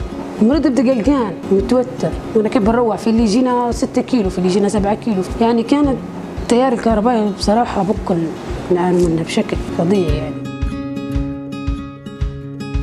كان الفني متاع غسيل الكلى يعاني من دبدبة التيار، بما أن عملية الغسيل يجب أن تكون مستمرة، لكن مع دبدبة التيار الكهربائي كان طبعا كل مرة يعاود الغسل، طبعا كانت معاناة. الحمد لله اليوم جيت تو ناخذ تحليل من مختبر مستشفى وبالي العام. طبعا جيت هان الحمد لله الضي متوفر اليوم، لكن في اوقات تجي الضي ما تلقاش، تضطر انك تمشي لاقرب مستشفى هو في الغريفه يبعد 30 كيلو متر عن منطقه وبالي.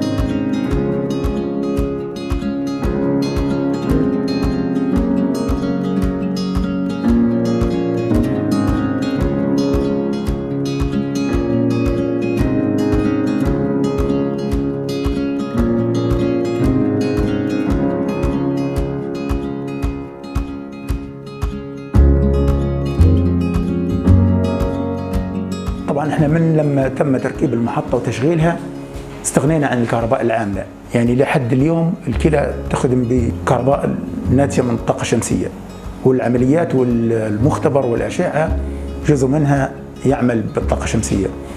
وزود المستشفى بمنظومة أخرى لتعمل على تغطية بعض أجزاء في كل من المختبر والأشعة والعمليات وكشك الولادة. راحت الأجهزة وراحت المرضى بالمستشفى. نشكر الشركة المنفذة للمشروع واللي طبعا ساعدتنا في تقديم خدمات أفضل للمرضى. لكن بعد الطاقة الشمسية بصراحة ارتحنا، وبالنسبة للمريض ارتاح نفسيا باعتبار الضي متوفر، ياخذ في الجلسة نتاعها كاملة 4 ساعات كاملات.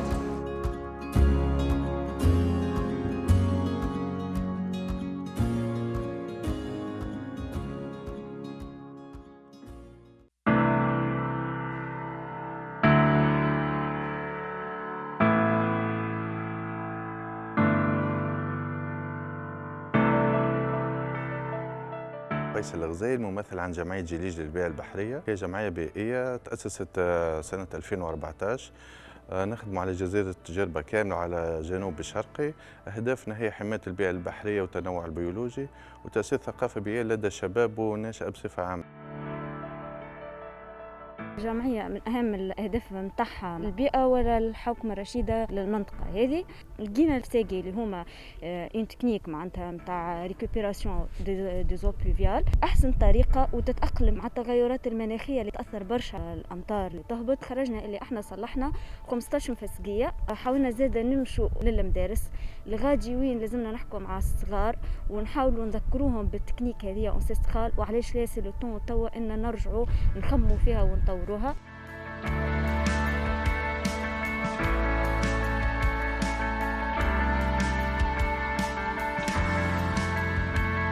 اخترنا الفسقية اللي أكثر أهمية واللي أكثر الناس يستحقوها، خاطر هنا كما تشوف الحالة متاعها هي تو حالة رديئة. الصغار يجوا يلعبوا لهنا ينجم يكون الرايح مكسر ينجم يطيحوا في وسطها. وريت الفسقية هذه جاني فيها طلب من أحد السكان على خاطر ما عندوش فسقية والعباد يحبوا يشربوا وتعرف الماء ضروري للحياة.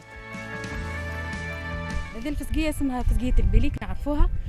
هذه تو الفسقية من آخر الخمسينات تبنات ويعطيهم الصحة جمعية جيليج قالوا عندهم بروجي على الفساقي يعطيهم الصحة هما اللي خدموها. أنا علي العطار نتاع الحومة بدو يصبوا فيها العباد فوق الزبلة في الزبلة خربت بدت تطيح. جت الجمعية هذه نتاع صلحتها الله يرحم والديها ونظفتها فهمت وتو ما شاء الله.